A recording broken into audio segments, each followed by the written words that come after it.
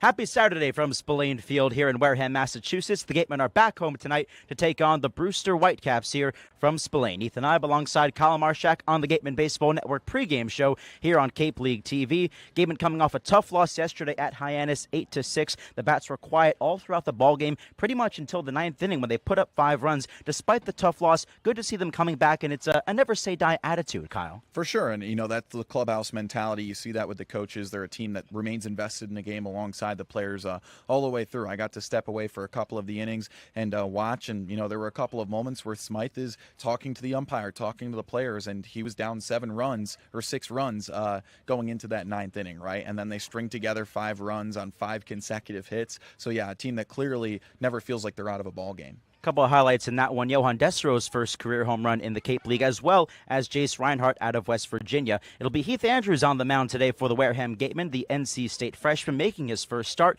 and our very own Madison Walker caught up with him pregame. Thanks, guys. I'm Madison Walker. I'm here with starter today, Heath Andrews. So, Heath, we haven't got to see you start before, only relieve. Is that going to kind of change how you get ready today on the mound? It definitely is. Just the routine is going to change, but that's it. So are you excited for your first start? What pitches you're going to rely on? Talk to me about that a little bit. I'm excited for the first start. That's something I wanted to do ever since I got here. So starting is definitely something that I need to work on. But pitches, I don't know, just going through all 3 of them. Fastball, slider, changeup, just working through them. What's your pregame routine kind of on start days like this? Just like mobility whenever I get the chance. Right before I go out and start tossing, and then bullpen, and then on game mound. So, do you kind of know anything about Brewster's lineup? Has Luxus kind of helped you prepare or anything like that? Not yet. Whenever we get closer to game time, he'll go over it with me. But I haven't seen anything. So unfortunately, we lost yesterday, right? Mm-hmm. So how are you going to kind of get that momentum and energy back on the mound and kind of get the guys hyped up? I think it starts before the game. Before the game, we get everyone together, hype them up, and then after the first inning, we'll see what happens. Yeah, we'll get them hyped. So yeah. Awesome. And then last question: if you were a gummy bear, which color would you be? If I was a gummy bear, that's a tough question. Is it all like the new ones also? Isn't there like a new classic, red, okay. yellow, green? Probably yellow. Situation? Yellow's probably the best, I think. That's the best gummy bear? I think so, yeah. Better than red? I think so. Red gets in your teeth and you see it. So. Has that happened to you? It has, many times. Only yellow. Yellow gummy bears, an amazing start. I feel good about this. Thank you, Heath. Thanks, Madison. Great stuff there from Heath and Madison as well. Andrew's clearly excited for his first start. We're excited as well. This will be his 3rd appearance. He's had 2 in relief. He's thrown 3 innings. They have been scoreless, so looking forward to seeing what Andrews can provide today. He'll be up against DJ Primo out of LSU, one of the better relievers for Brewster this year, who's tossed 9 1/3 innings and only 1 earned run allowed. Now, Kyle, this Brewster staff has allowed the most runs, actually the highest ERA in the league coming into play, 5.53. If there's any team for the Gatemen to bounce back against, it's this group. Well, yeah, simply put, it's the league's best offense versus the league's worst pitching staff, right? So in terms of us producing runs and getting ahead today, this is the pitching staff to do it against, although they do have one of their better arms on the bump. But regardless of who's on the bump, right, knowing that, keeping that in the back of your mind, and then also just having a more simple approach at the plate, not doing too much with it, and I think the numbers will take care of themselves. Brewster coming off a win over at Falmouth, 7-6. They've won 2 in a row. They've been a streaky team this year. Before that, they dropped 4 games in a row. They come in at 7-10. 4th in the Cape League East, while the Gatemen at 11-5-1 still sit atop the Western Cape Division, just 1 game ahead of the Hyannis Harper Hawks. So we've got you set for game time here, 6 o'clock here at Spillane Field. It's the Whitecaps and the Gatemen on the Gatemen Baseball Network, powered by Cape League TV.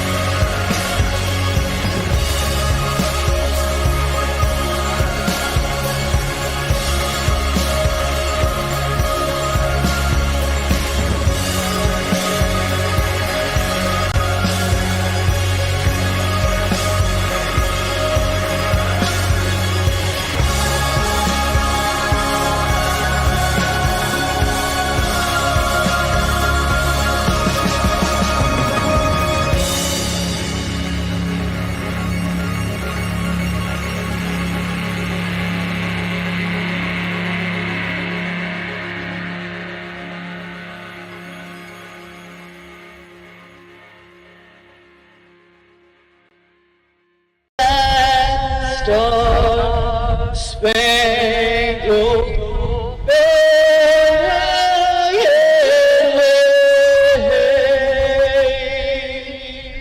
o'er the land of the free and the home of the brave.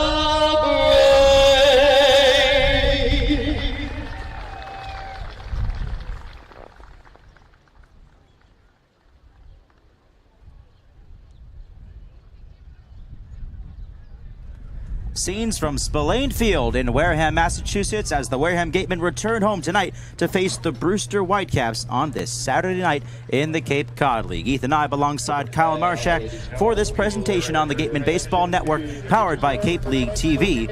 And before we really get rolling here tonight, Kyle, we have ourselves a very special first pitch. It is our very own beat writer and former sideline reporter, Amanda Foster, who is taking the hill. It is her final home game. Ryan Smythe will catch this first pitch. Amanda Foster just graduated from Indiana University with a degree in sports media and broadcasting. She'll be headed to work for the Indianapolis Colts, a writing and podcasting internship for this coming NFL season. So extremely proud of her. We're sad to see her go, but we're happy we can send her off on a high note. Here it is. I'm calling that a strike, folks. She got it to the plate. That's all that matters. Amanda Foster, terrific. How about that, Kyle? Right down the middle. Amanda is a woman that takes a lot of integrity in her preparation, and she made us play catch with her a lot today. So that tells you a little bit about her work ethic. Terrific stuff there. Amanda taking a photo with Ryan Smythe. Soon enough, we will have her hanging out with Madison Walker for a sideline report, but we'll get to that when we do. Yeah, definitely sad to see Amanda go. She has done terrific work over the last couple of years. She was the sideline reporter a year ago on this broadcast, and also the beat writer, so someone who we definitely rely a lot on her work. I think it's time to play ball. I think it is time to play ball. It failed.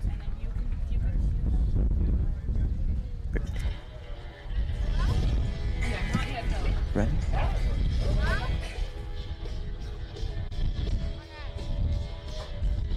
We got you. All right, so now let's send it down to Madison Walker, who is with Amanda Foster. Let's go.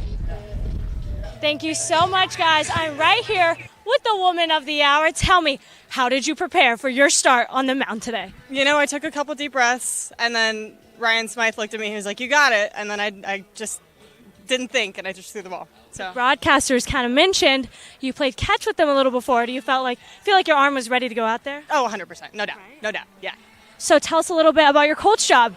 Are you so excited? When do you leave? I can't wait. I leave on Tuesday, and then my first day is on the 15th.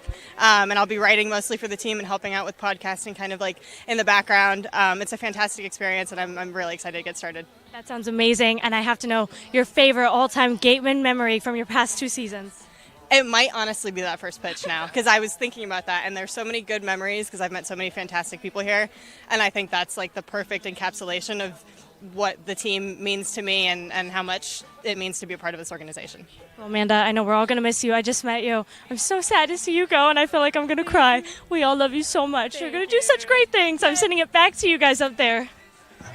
Thank you so much, Madison. Yeah, it's going to be sad to see Amanda go. But I asked her, what pitch are you going to throw when you get out there? She just said, hopefully one that makes it to the plate. And that she did, Kyle. Oh, yeah. She was worried about just getting the distance right, tossing it in the zone. And like I said, she made us play catch with her pregame.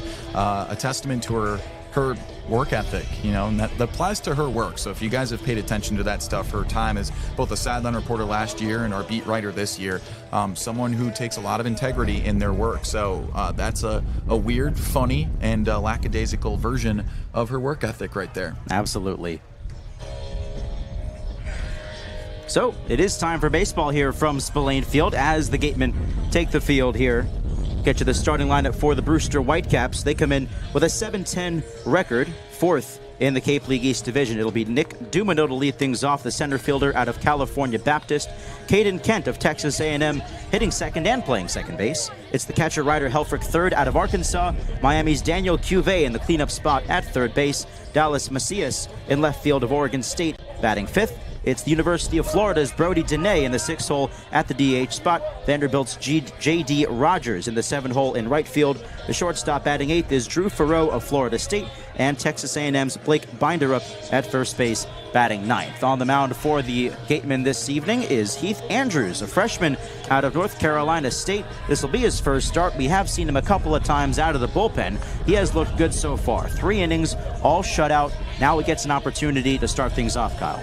Yeah, and a guy in his few innings thrown so far that's just been very sound. He's a guy who fills up the strike zone. He avoids that free pass, which we know has been a big issue for the pitching staff for the Gatemen this year. They lead the league in that category.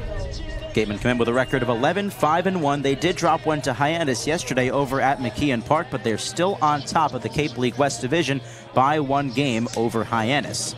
As Sam White fires down to second base. And we're just about set for baseball here on an overcast evening in Wareham. Haven't seen the sun for at least a couple hours here. Clouds have certainly set in. We felt some drops, but nothing crazy in the forecast tonight. Yeah, we haven't seen the sun in more like a couple of days, it feels like. Yeah. It's definitely gloomy at Hyannis yesterday as well. As Nick Dumino steps up. Andrews working and delivering his first pitch. Swing and a miss, strike one. We're underway, 2 minutes past the 6 o'clock hour.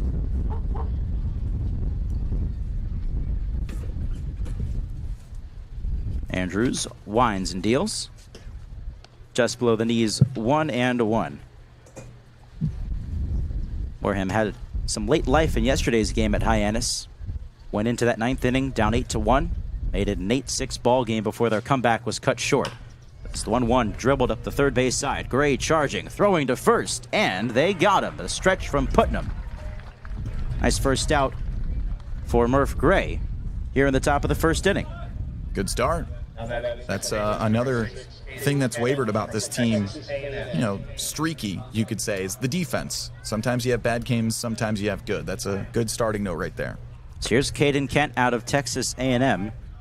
Aggies just falling in the College World Series final to Tennessee. The deal and a called strike at the knees. Kent originally announced his intent to enter the transfer portal, but has since rescinded that. He'll return to the Aggies next year. 0-1. Line towards second. Bozer over. Dives, can't get it. It skips into right field for a 1-out knock. Caden Kent aboard. Well, that's the scouting report on this kid. He hits the ball, and he hits the ball hard. There's a reason why him and the Aggies made it so far. And Brewster did really good in terms of recruiting at this very point in the season. They picked up a ton of names. Yes, they did. They got Brody Dene out of the University of Florida right after the Gators were bounced in Omaha. Done a good job at filling out this roster, and Brewster comes in winners of 2 in a row. Before that, they had dropped 4 straight. So definitely a streaky start to this Whitecap season. As Kent gets off of first, here's Ryder Helfrich. First pitch, swing and a miss. Helfrich out of Arkansas, one of the more feared hitters in the Cape League this year. 2nd in RBI and home runs. He's went deep 5 times and knocked in 20.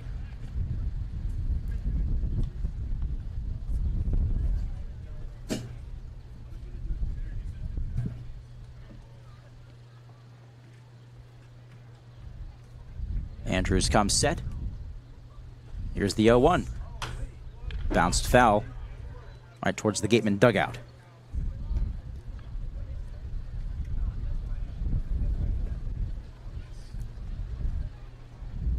Brewster has DJ Primo starting today out of LSU, so we'll see him when we get to the bottom of the first.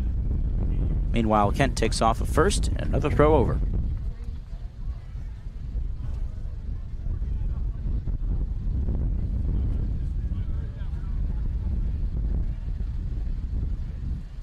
Andrews ready to roll here. 0-2 coming. Helfrich powers this one to the alley in left center field. Going after it, Summerhill. He dives and he makes a terrific catch. They might be able to double him off. The throw to first. Got him. Oh, what a play there. On the double play, Summerhill to Hyannis to Putnam. How about that for turning 2?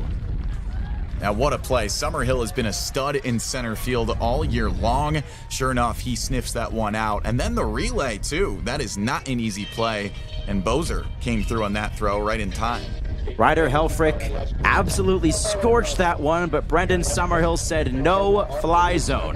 The Gatemen turned their best double play of the season, and we're on our way to the bottom of the first from Spillane. No score between Brewster and Wareham on the Gatemen Baseball Network, powered by Cape League TV.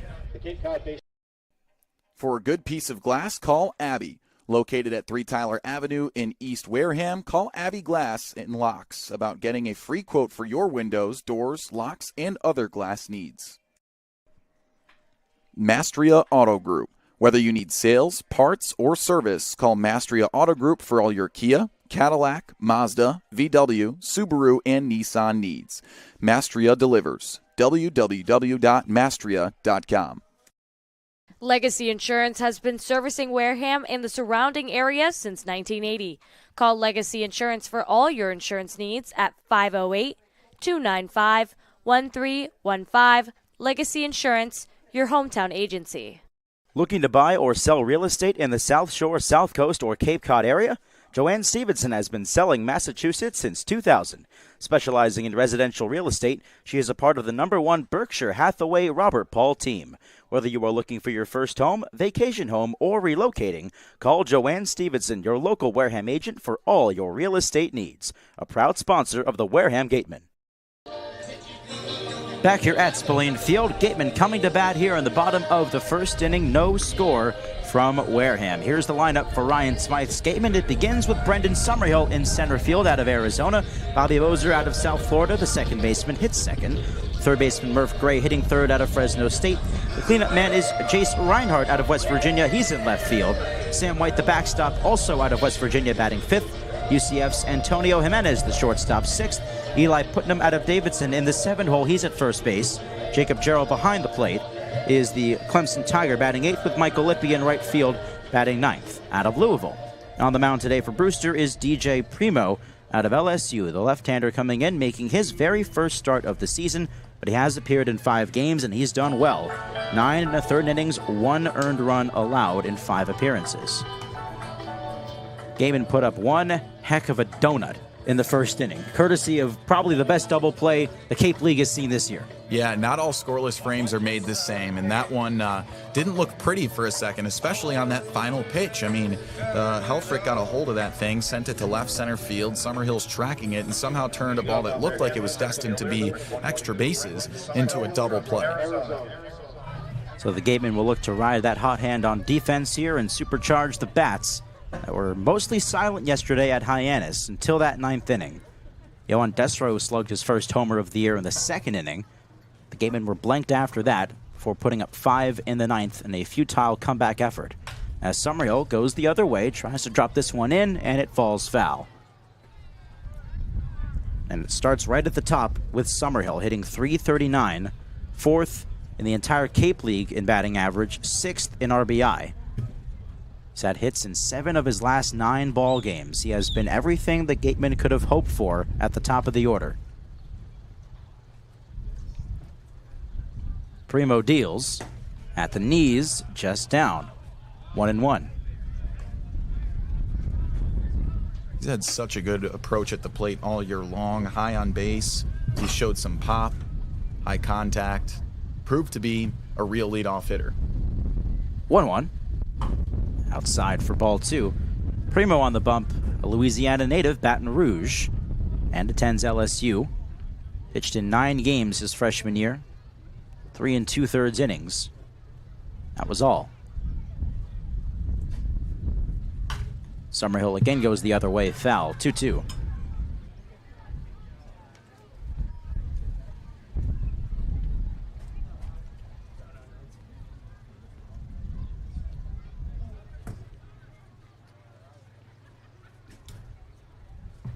Primo ready to roll. 2-2 to Summerhill. Yanks that fastball outside. Combining with Summerhill is Bozer at the top of the order. Gatemen just released Max Williams today. Would have been a nice threesome there at the top of the order, but Williams opting to return home.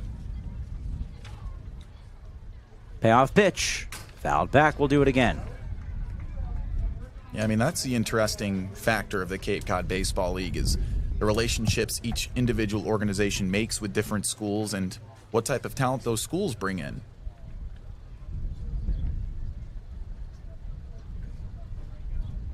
Three-two again. Summerhill drives this one out to right field, falling fast. It's in there. Leadoff base hit for Brendan Summerhill. Well, that's what he does. Waits for his pitch and then just doinked that one into right field. And one of the softer hits he has this year, but I don't think he cares. Any way you can get on base, the Gatemen will take it.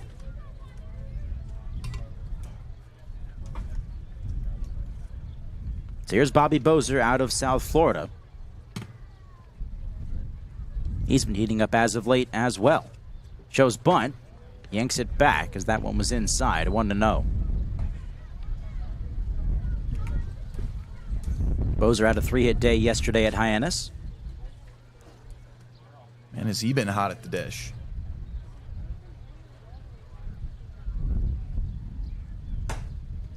Fastball poured in for a strike.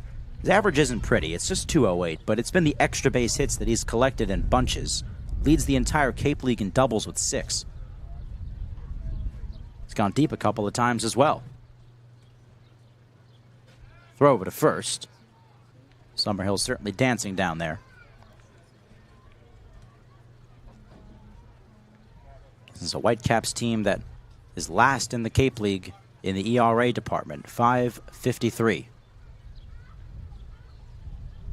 1-1. Bozer drives it up the middle, base hit, center field. Summerhill started to go towards third. Now he'll hold up as the throw back in is not in time. It's another base hit for Bobby Bozer. 2 hits to begin this bottom half of the first inning.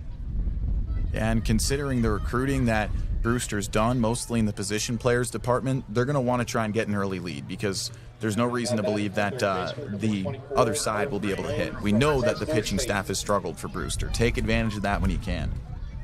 Here's Murph Gray. Got the day off yesterday at Hyannis. Back in the lineup today. He's the guy you want up in these situations. Loves to hit with runners in scoring position. And before we begin, time called by the Brewster catcher Ryder Helfrich. Give you the rest of the Whitecaps defense. It's Dallas Macias in left field, Nick Dumanil in center, J.D. Rogers in right, the infield third to first, Daniel Cuvée, Drew Farreau, Caden Kent, and Blake Binder up with, of course, Helfrich returning now to his post behind the dish.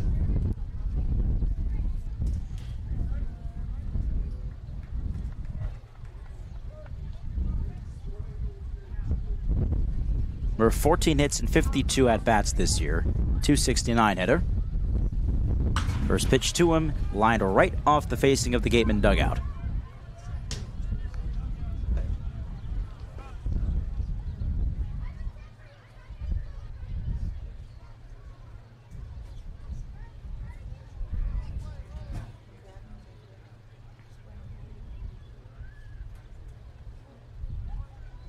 It's Summerhill at second, Bozer at first. Line into center field, going after this one. Dumanil has a beat, makes the catch. Summerhill starts to dag, and now he'll retreat. Well, that's 3 hard hit balls right there. All on the screws. You're seeing DJ Primo pretty well here. And now here's Jace Reinhardt. He left the yard for the first time in this Cape League season yesterday. 2-run shot tucked fair down the left field line at McKeon Park in Hyannis. It's part of that 5-run close comeback. 2 on and 1 away, the deal.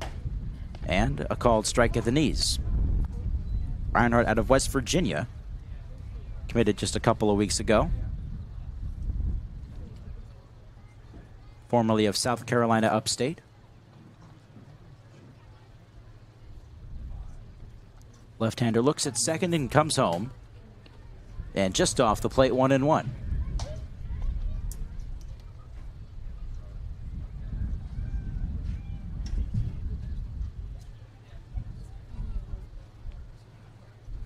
Gatemen trying to crack the scoreboard here in the bottom of the first. Runners go. Pitch is up and outside. There will be no throw.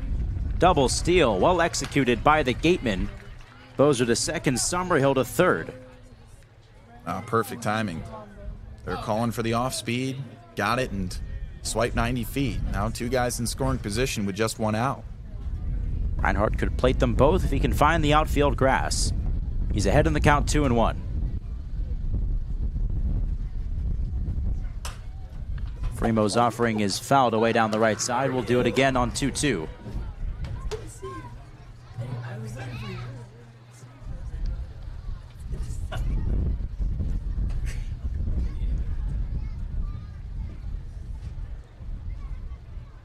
Left-hander has the sign from Helfrich. He deals, and it's in the dirt. Skips away from Helfrich. Here comes Summerhill to the plate.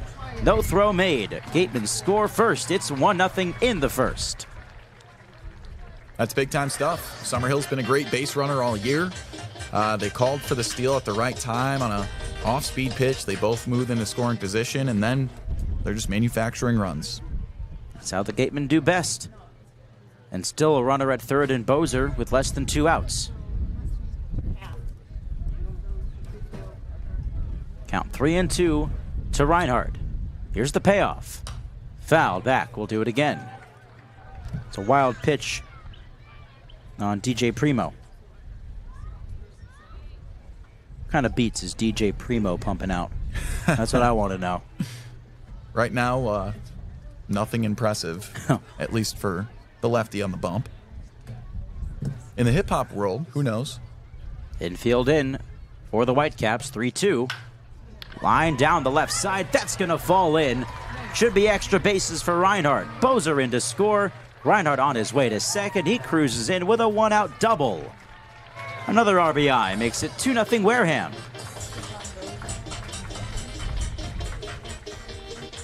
All these guys seen the ball well. And you know what? I really think this carries over from last night. Yeah, they didn't get the win, but to score 5 runs in one frame, and that being your last slate of offense, they're clearly carrying some sort of momentum over to today. I think they're all just seeing the pitches they want and attacking them.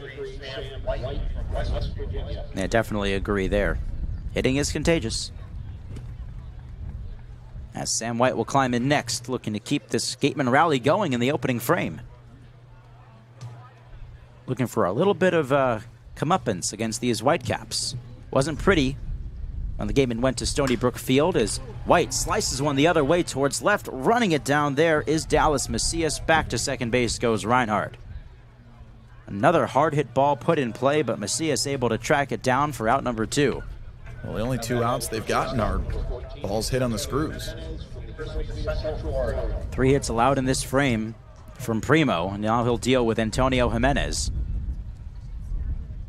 I was starting to say the first outing between these two teams this season was back on June 20th at Stony Brook Field in Brewster, and it wasn't pretty for Wareham, a 15-4 loss.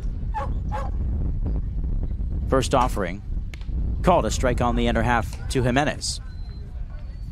Yeah, that's been another trend we've noticed with the Gatemen. When they lose, they lose. They lose big, but they've kind of righted that ship more recently. Runner at second with 2 outs. That's Reinhardt. The pitch at the knees again. Called strike 2. Menez out of UCF. Hitting just 188, but leads the Gatemen in home runs with 3. 0-2 delivered. In the dirt, gets away from Helfrich. Up to third goes Reinhardt. That could be a pass ball on the Brewster backstop. Yeah, I think the one that played at Summerhill was almost the same case too, just sneaking through the 5-hole. Base hit here would guarantee another run.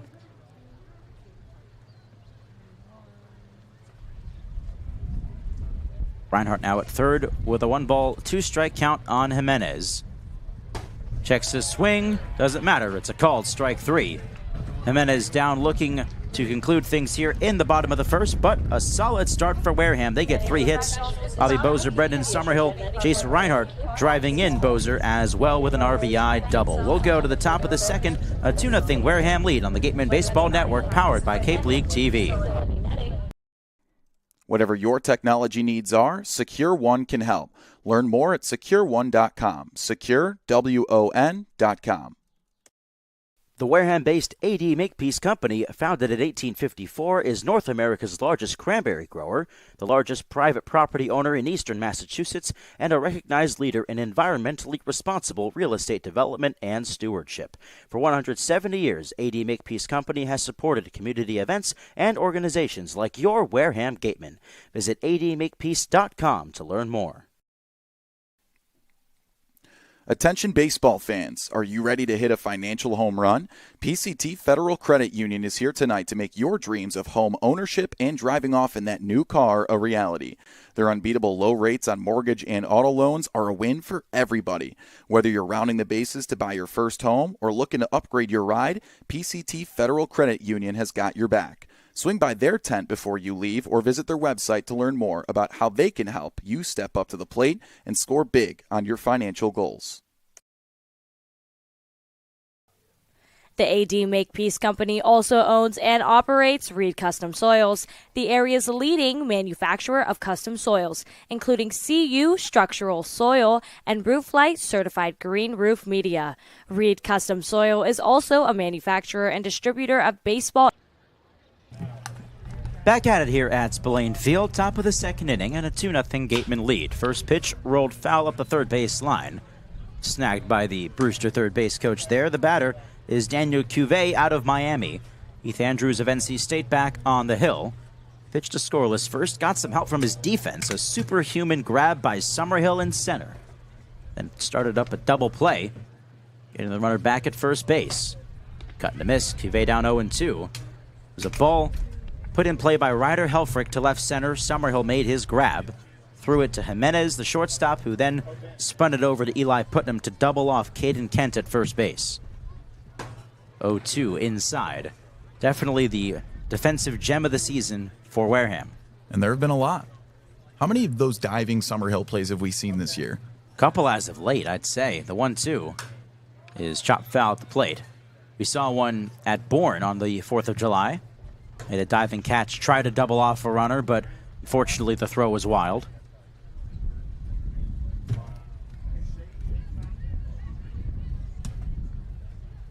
Andrews on 1-2.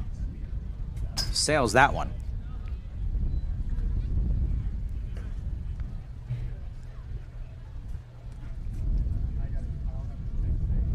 Cuvée will be followed by Dallas Macias and Brody Dene.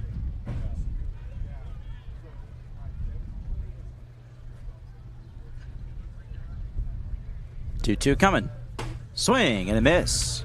Down goes Cuvée for out number 1, the first strikeout of the evening for Andrews. That's good stuff. He's got some arm side run on that fastball, and righties, when they're sitting tight to the plate, are going to just swing right over that. Andrews being pressed into his first start of the season for Wareham, a pitching staff that is in need of some reinforcements that will be arriving here very soon. They said goodbye to Braden Sloan, Ethan Darden, Jake Faraday recently, the last couple of ball games, as Dallas Macias stands in, and it's outside ball 1 to the Oregon State Beaver. They added Griffin O'Connor to the roster today out of Georgetown.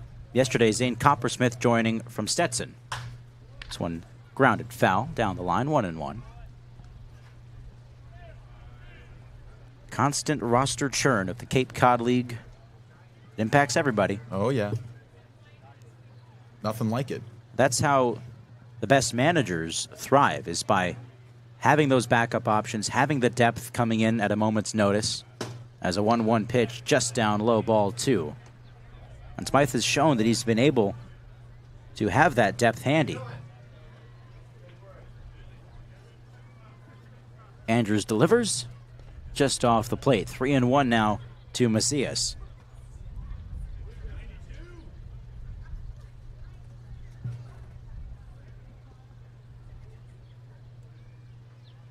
The 3-1. Skied in the air out towards left field. There is Jace Reinhart drifting to his left and hauling it in for out number 2. Today's not the day you want to find a pop fly. That ball's going to disappear up there. Yeah, it is certainly cloudy and ominous around here at Spillane. Do you even call this an overcast? I would call this an overlooming mist. That would be a fair way to put it. Did we double check the radar? First pitch here, swing and a miss from Dene. I'll take a peek for you. Go to the dad app. You know, whenever it gets any sort of weather in the area, and the app that your dad immediately goes to pull up the radar, that's the one I'm talking about. Yeah, if you don't have that pulled up, what are you doing? Slider in there, 0-2 to Dene. Out of the University of Florida, Brewster adding him to the roster in the last week. 0-2 from Andrews. In the dirt. We'll do it again. Anything? That's not the dad app. That's not the dad app either, Alex. I've got it right here. My radar. Okay. Glenn Eibe approved. I'm afraid I just don't have fatherly instincts like that. 1-2 is outside. 2-2 now to Dene.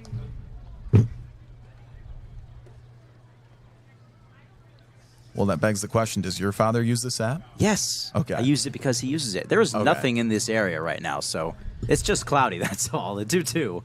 Swing and a miss. Dene down swinging, a 1-2-3 frame for Heath Andrews. And a couple of strikeouts as well. We'll go to the bottom half of the second. Gatemen still lead it 2-0 here on the Gatemen Baseball Network, powered by Cape League TV. I'm Jesse Simmons. And I'm Brendan Summerhill. And this is Catching Up with the Gatemen. All right, so Brendan, junior, Arizona. From Chicago, though. Tell me a little about that. You said we talked about you grew up not far from Wrigley Field. What was that like growing up? Yeah, a mile away from Wrigley. It was special. When the Cubs won in 2016, I really realized how cool it was to be a Cubs fan. Right. The entire north side of the city was partying for like, a week straight. I was in 7th grade. School got canceled the next day. We all got to go to the parade. It was super fun. It's easy to say that. Did that grow your love for baseball early on, and being able to be a part of that and so close to an MLB team? Absolutely. You know, it's hard not to want to get into baseball, right? It's just, there's something about baseball that there's nothing else like it. Right. Was there an MLB player that you... 108 years, you don't win a World Series. Right. And then they win it, and everyone goes crazy. It was fun. It was super cool. Was there an MLB player that you emulated your swing? You know, you play outfield. We talked about Ellie De La Cruz. You emulate that. Was there a different player growing up that you wanted to be like? I always like to watch YouTube videos like Ken Griffey Jr. He's probably my favorite hitter to ever watch. I wouldn't necessarily say I emulated my swing off his, but...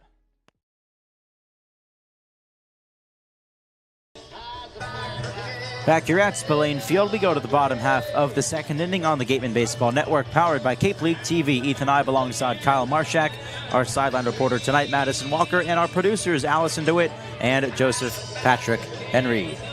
That's right, I said all three of your names, Joseph. Here's Eli Putnam. 7, 8, and 9 due up for Wareham. They're up 2-0 here against DJ Primo and Brewster. First pitch to Putnam. He most certainly went around. They do check down to first base for strike one. The umpires tonight, Joshua Garcia behind the plate, Jake Brichta at first base with J.C. Fernandez manning third. Putnam finds his way back into the starting lineup. Takes a hack and comes up empty, 0-2. Some of the most raw power we've seen out of any Gateman hitter. His 2 home runs came on the same day against the Hyannis Harbor Hawks here at Spillane Field. It's back on June 23rd. 0-2 from Primo. Fights it off. We'll do it again. You know what's scary about that second home run he hit? What about it? It went 420 feet, and it's not the farthest home run a Gateman's hit this year. I know. We saw that yesterday at Hyannis from Johan Desero. Second baseman powered one deep to right center field. 458 feet. Left the bat at 104 miles an hour. 0-2. Putnam again flips it foul. That's according to the TrackMan data that we were given. That's not the eye test right there. Although the eye test probably said something similar to 450 feet. My eyes told me it was 150 miles an hour off the bat.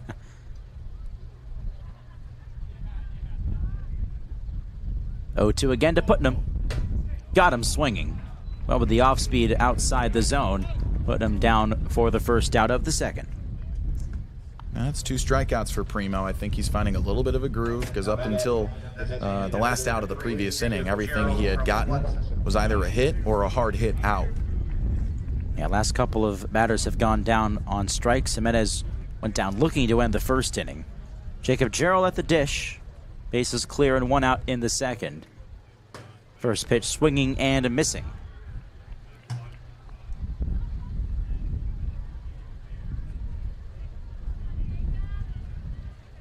Primos hits 92 with the fastball, averages 83 on the slider.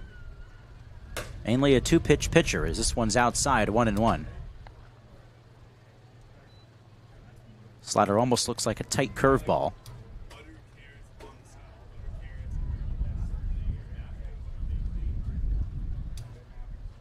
One to Jarrell. Gets a piece, fouls it off, foul ground. First base side, going over towards the dugout and making the catch there, Blake Binder up. Avoids colliding with the Whitecaps dugout as well, so a couple of quick outs here for Primo in the second inning. That's just a soft piece of contact right there. Bottom part of the order is just not seeing it. I think the difference was they were attacking first or second pitch on that fastball in the first inning. So here's Michael Lippi in the 9 spot out of Louisville. Takes upstairs for ball 1. Lippi pinch hit yesterday at Hyannis and got the hit that began the 5-run carousel in the 9th inning. Nice to see him get on base. Starts to go around, holds up as that pitch was just in. 2-0. Just a 200 average this year, 6 hits and 30 trips to the plate. He has driven in 4 runs. 2-0 coming. Lippi watches it and a called strike. Summerhill waits on deck if the inning extends.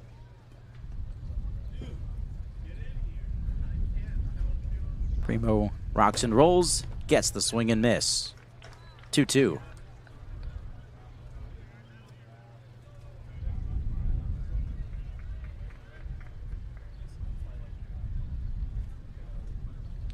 Left-hander has the sign from Helfrich.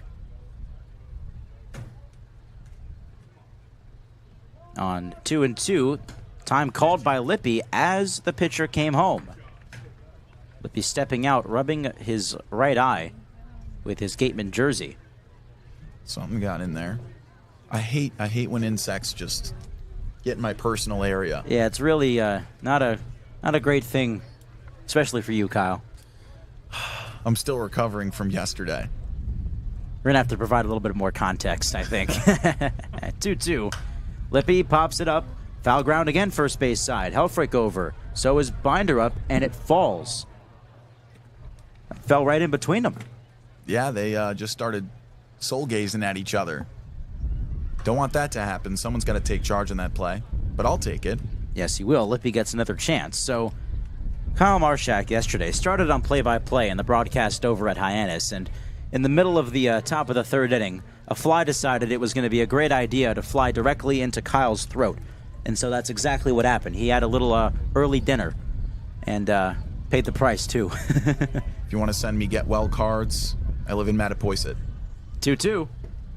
Lippi starts to go around. Yes, he did, says the home plate umpire. Never fear, all is well with our boy Kyle. Bottom of the second comes to an end. We'll go top 3 here at Spillane. Still a 2-0 Gateman advantage on the Gateman Baseball Network, powered by Cape League TV. Welcome into our first edition of the Wareham Walk-Off in 2024. And our first guest, as we get to know you, is Tony Pluta, a right-handed pitcher out of Arizona. You ready to roll? Let's do it. Let's do it. All right, Tony. Well, you're from Chicago, so what brought you out west to Arizona? So my recruiting coordinator at Arizona knew my high school coach really well and knows that whole area very well. So it's just kind of how I got connected with them. Gotcha. So they reached out to you in high school. You told me you topped out at 95 in high school, so pretty easy to get noticed? Yeah, that definitely helps. But, you know, going all the tournaments and all that kind of thing helps. Okay, well, on top of that, you've developed some accolades in your short career in college baseball so far. You were in the Northwoods last year, and then college ball treated you well in 2024. Your spring was pretty fun. How about that Pac-12 championship? What was that like? It was amazing, especially being the last Pac-12 championship. It was an awesome feeling to win the last Pac-12 game ever. Yeah, and then Brendan Summerhill, your Gateman teammate, hit the walk-off. So is it cool to share that moment with your Summer teammate as well? Oh yeah, it's great. Every moment with Summer is something special, so it's great to have a teammate like that. Speaking of Summer, you've been to a lot of different baseball destinations. This is kind of your first one for an extended period of time out east. Where does Wareham rank all time? It's pretty great. I mean, the Northwoods was definitely its own thing, but I love Wareham. It's a great spot to be. Yeah, it's been fun so far. We made it to home plate, so my final question for you, what's the goal this summer? Just pitch well, throw strikes, and Top of 3 on deck from Spillane Field. Still a 2-0 Gateman advantage here on this Saturday night. Whitecaps and Gatemen. And Heath Andrews misses down low. Andrews has looked steady here to begin this ball game. Only 1 hit allowed in the first. That was later doubled off. He's retired 4 in a row. Let's face the minimum. He deals with J.D. Rogers out of Vanderbilt. He bounces this one for ball 2. Andrews out of NC State, just wrapping up his freshman season. 9 1/3 innings and 12 earned runs allowed for the Wolfpack this year, but highly touted out of Fincastle, Virginia. 2-0, grounder up the middle. Hyannis ranging over, can't get to it. Base hit. Rogers aboard to begin the 3rd. And not much you can do about that. He kind of left that thing up a little bit, and he saw it through. And so here's Drew Farrow out of Florida State.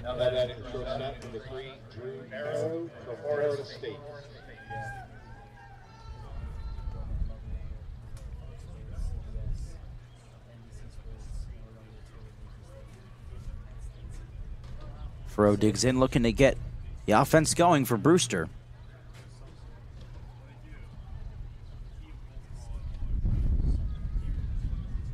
Andrews has the sign and deals. Chopper right back to the mound. Andrews fields, slips, throw to first, still got him. Runner moves up to second, but what a play by Heath Andrews. Slipped as he was fielding that ground ball, still found the time to set his feet and throw a dart over to first base to get the out. That is not an easy play, and honestly, I was wondering whether or not he was going to try and break down before he got to the ball, or if he was going to rush, plant his feet, and toss over, and he chose the latter and almost paid the price. The grass is pretty slick out there. Hasn't rained at all today. Felt little drops, but that's about it here and there.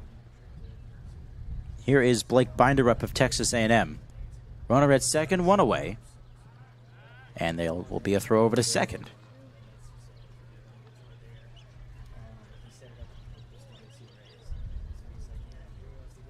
Sam White and Heath Andrews, the battery, talking over the signs. Both had the note cards out, back in the pockets they go.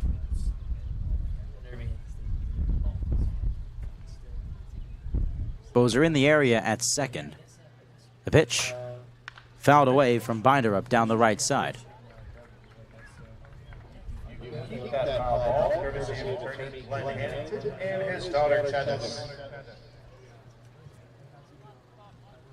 Binderup wearing the number 15 Whitecaps jersey, used to belong to Nolan Schubart out of Oklahoma State. He's the guy we saw really pour it on against Wareham earlier this season. And another throw over to second. Yeah, Schubart hit 300 in his tenure. Unfortunately, Binderup looks about the same. Andrew Fisher was the big bat in that Brewster victory. Had the grand slam and a 2-run double, so 6 ribbies for him in that one.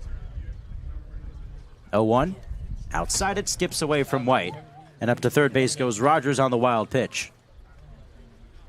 I was told that Fisher, who recently announced his intention to join the transfer portal, he was at Ole Miss. Today, he's on a recruiting visit somewhere, according to the Brewster broadcasters. So not with the team today.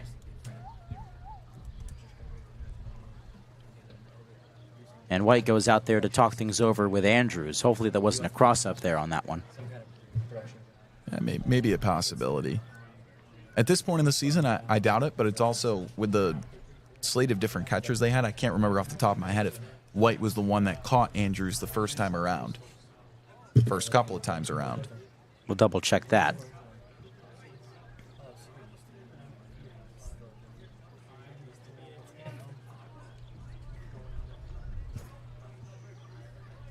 1-1 the count to Binderup. Outside, 2-1.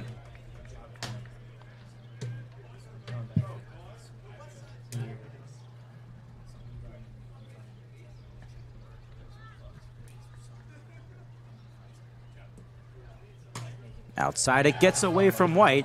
Here comes the runner from third. He will score. Rogers in on the pass ball. Went in and out of the mitt of Sam White. And Brewster cuts the lead in half. It's 2-1. Yeah, just not the way you want to allow them to manufacture a run. You know, maybe I'm being hypocritical. It's the way the Gatemen kind of put one together in the back half of that last inning. But, again, this one's chugging along quickly. And if you let them pile up runs like that, it can happen pretty swiftly. Andrews has actually dealt with 3 different catchers now with White. 3-1 pitch, down low, ball 4. Blake Binderup walks. Andrews, in his debut at Katuitt, was caught by Jacob Jarrell. At Harwich a couple of days ago, Gio Cueto was behind the dish, so this is his 3rd different catcher. Wow. Yeah, I mean, that doesn't make it any easier for Andrews. 3 games, 3 different catchers. That's the constant winding and dealing of the Cape League. New pitchers come in all the time, as this one outside, ball 1. Back to the top of the order for Nick Dumino. Imagine guys like White and Jarrell and also Cueto. You have to learn all of these pitchers that are coming in.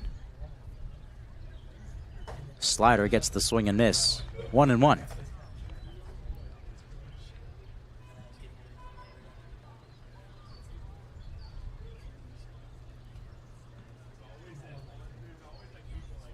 Runner at first with 1 away. Andrews delivers. Gets the swing and miss again. Nice off speed there from Heath. Good time to toss it, too. Looked like he was sitting fastball, just swing right through it. Dumino bounced out to third base his first time up. He led off this ball game. 1-2 on the way. Another slider. This one skied in the air out towards right field. Tracking it, Michael Lippy, now backing up, makes the catch. 2 gone in the 3rd.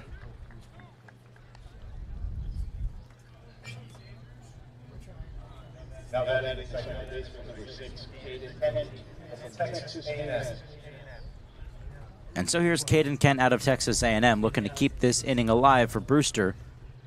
Scored a run with J.D. Rogers coming in on the pass ball. Gatemen's 2 runs came in the bottom of the 1st.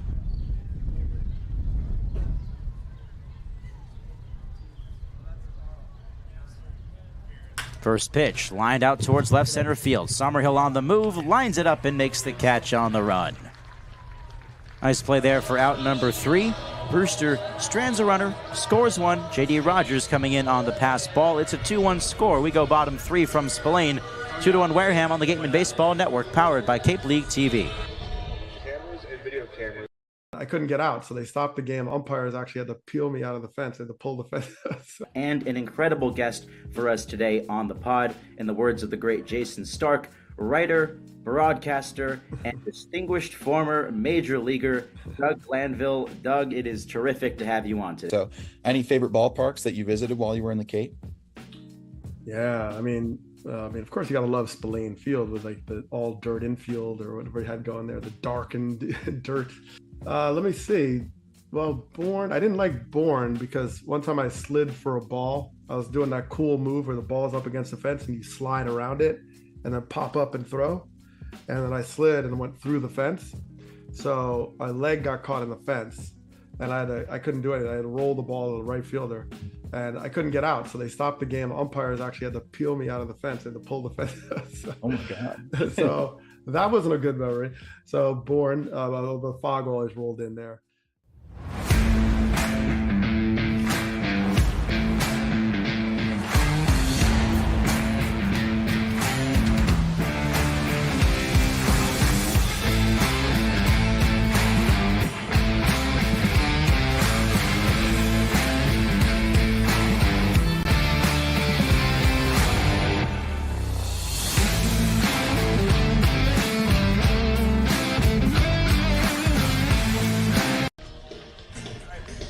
Back to action here in the bottom of the third inning. Top of the order, due up for the Gatemen, Brendan Summerhill, Bobby Bozer, and Murph Gray. It's a 2-1 score in favor of Wareham.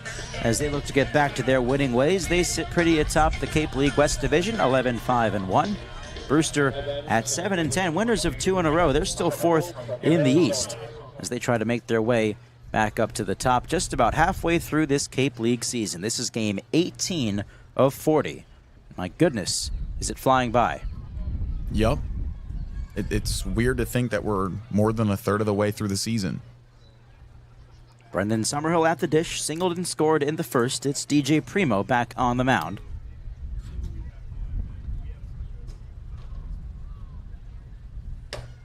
First pitch just inside. Tried him with a slider there.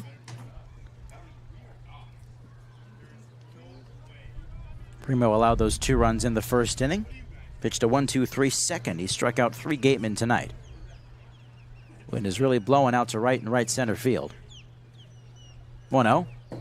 Summerhill starts to go around, and he holed up, says J.C. Fernandez, the third base umpire.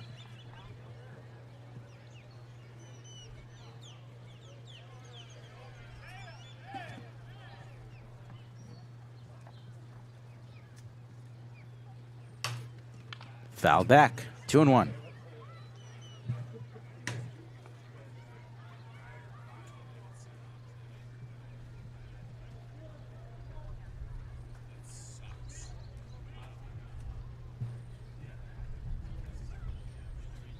Primo ready to go. Here it is.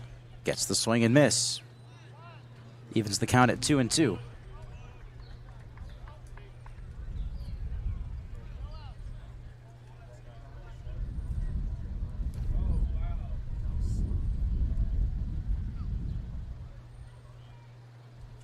Two coming. Chopper up the first base side. Goes to the second baseman, Kent. Throw to first. Got him by a step there. 1 away in the bottom of the third. Summer was busting it up that line. Kid that just carries himself. Those are the small things. He carries himself the right way. Had a chance to beat that one out just in case it was mishandled. It's the effort you like to see. Doesn't go unnoticed. Here's Bobby Bozer. Singled, stole second, and later scored in the first inning. He takes strike 1 on the outer half.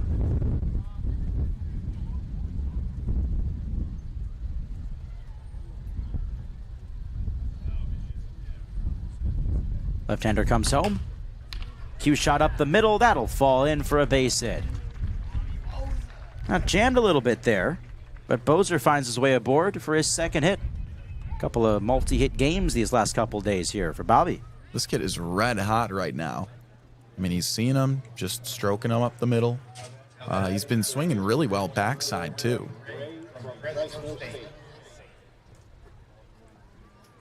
That brings up Murph Gray.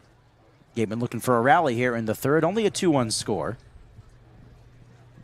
Chase Reinhardt, who's on deck, doubled home a run in the first. First pitch. Gray, left side and through into left field, a base knock. Right in that 5-6 hole, perfectly placed. Gray aboard. Back-to-back singles for the Gatemen. Yeah, second time today we've had back-to-back singles, and usually turns into something. Seeing the ball well. Again, all you got to do is hit the ball hard. That one right through the whole left side. Not much the infielders can do about that. It was into the outfield grass in a hurry.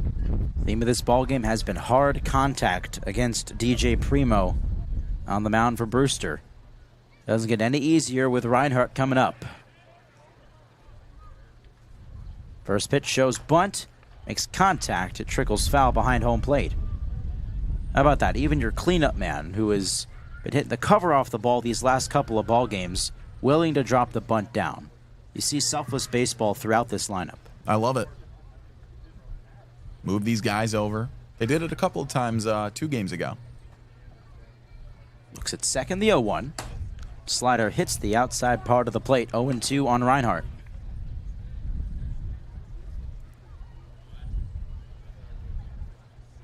It's Bozer at second, Gray at first.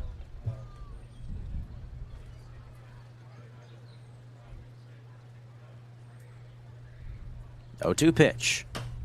Chop foul at the plate. Will do it again.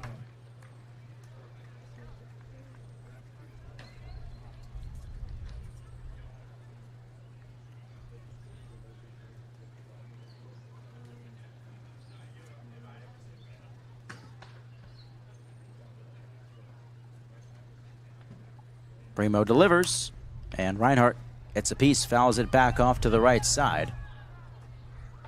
That one hits off the bleachers out there behind the Brewster dugout.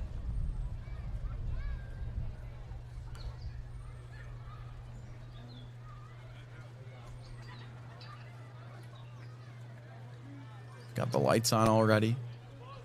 Gonna need that. This fog is crazy today. 10 minutes to 7. Those lights are really the only source of illumination we've got around here. 0-2 to Jace.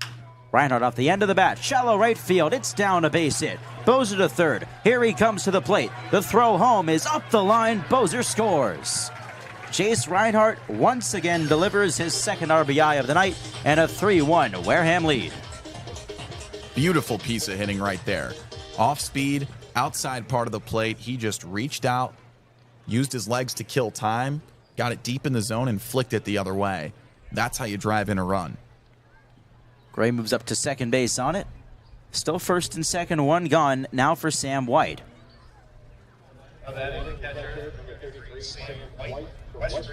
White over one with a flyout to left field. Now that bat just goes to show you how dangerous Reinhardt can be. We know what happens when he gets a hold of one, but he's capable of going the opposite way, getting balls off the end of the bat like we just saw. You find that type of hitter all throughout this order. Guys who can use the entire field. And White takes a strike. White's another good example of that. Can rope balls to right field, but knows how to spray them to left as well.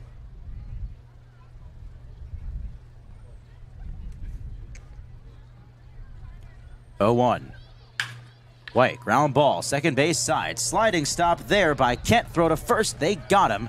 Both runners advance, but man, Caden Kent looking smooth over there at second, 2 gone. He's just like his father. I mean, he is a well-rounded player who knows how to field his position, and, well, he's been hitting the cover off the ball, too.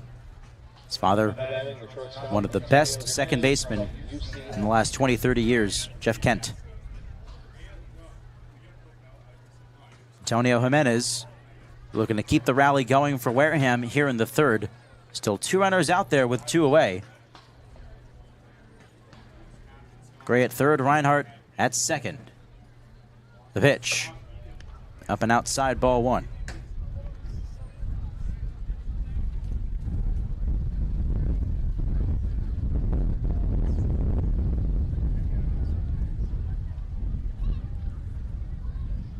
One-0.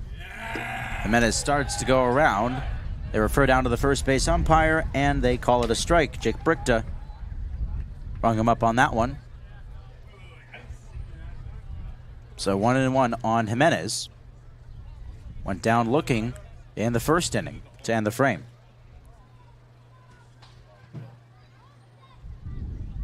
Primo stumbles off the mound and still throws it home. I don't believe that's going to result in a balk, and luckily for him, he would have been called for it had he not thrown it home. It's going to be a 2-1 count. Yeah, just a really slow pitch. Funny part is he almost lobbed a strike. That's true, and imagine if Hyannis had done something with it. And now Ryan Smythe is out to argue if that should have been a balk. Maybe just a discussion with the home plate umpire Joshua Garcia to clarify some things. He stumbled off the mound. Well, you never know. He could be talking about fantasy baseball or something. This is true. It's very possible. There are many things that managers and umpires discuss, but I do believe this one has to do with what was going on the mound. No, I mean, as much as I hope. He does have a case to plead here. A very awkward pitch with a hesitation or like a, I don't know. The umpire clutch. The umpire trio meets to discuss this. If they overturned it, it would result in a Gateman run, but never seen a balk overturned before. I'm sure it's a thing that's happened before. If they overturn it to a balk, I hope Ryan Smythe gets an RBI. Ryan batted in. Ryan batted in. I love it. It would be a 2-1 count on Antonio Hyannis. Meanwhile, Primo's going to toss some warm-up throws.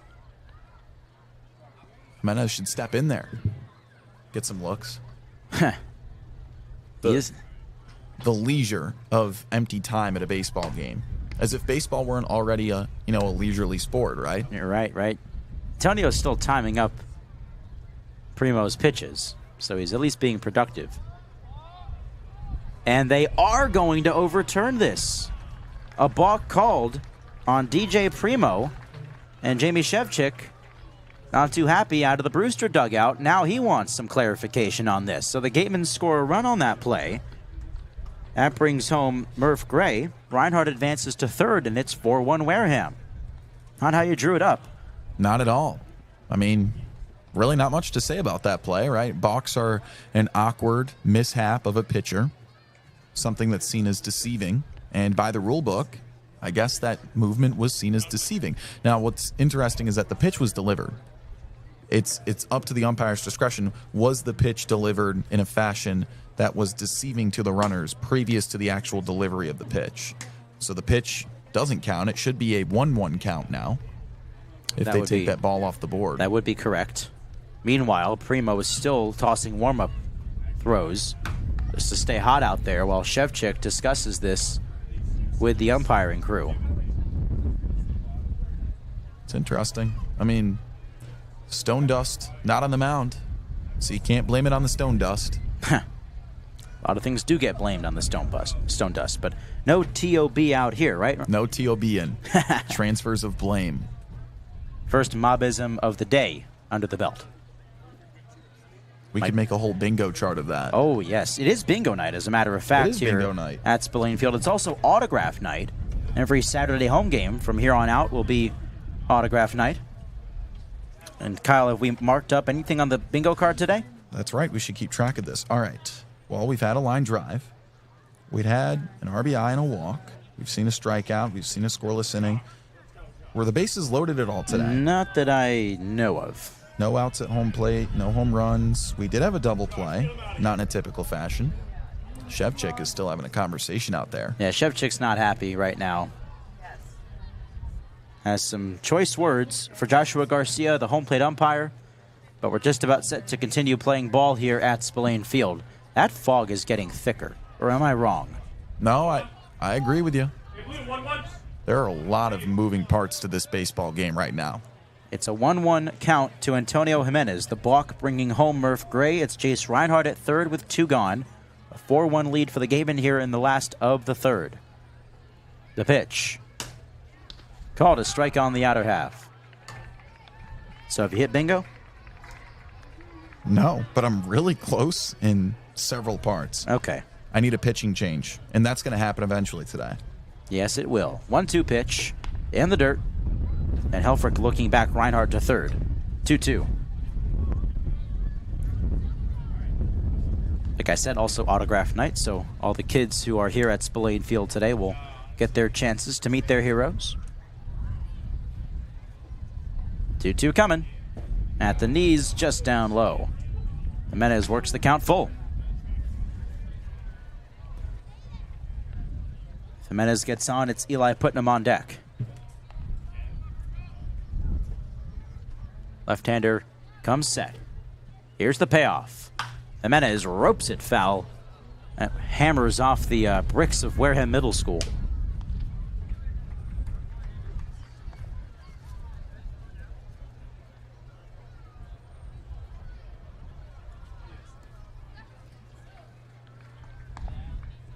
Three-two again.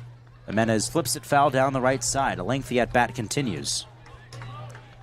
Look at that fog thickening out in center field. You can see it with our center field camera. You can still see pretty much everything you need to see, but hope you bear with us. 3-2.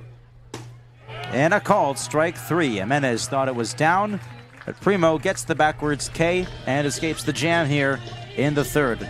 2 more runs score for the Gatemen. It's 4-1.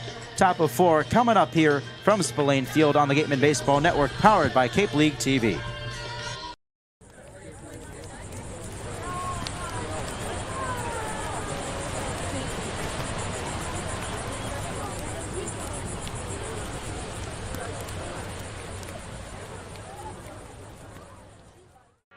Here at the Mass State Lottery, we're known for our monster wins.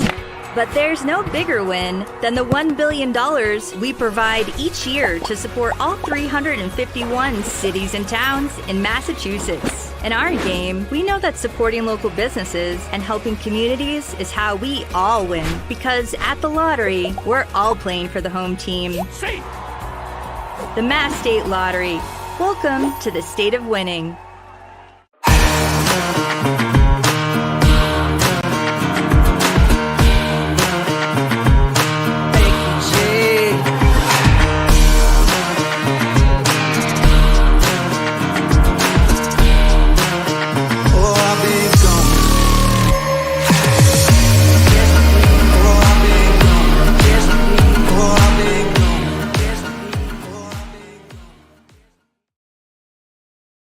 When you need to be seen for a minor illness or injury, Cape Cod Healthcare Urgent Care is here for you with high-quality, full-service walk-in care. ER expertise meets urgent care convenience at our 6 urgent care centers, which are staffed by board-certified ER providers and located Cape-wide from Falmouth to Orleans. Cape Cod.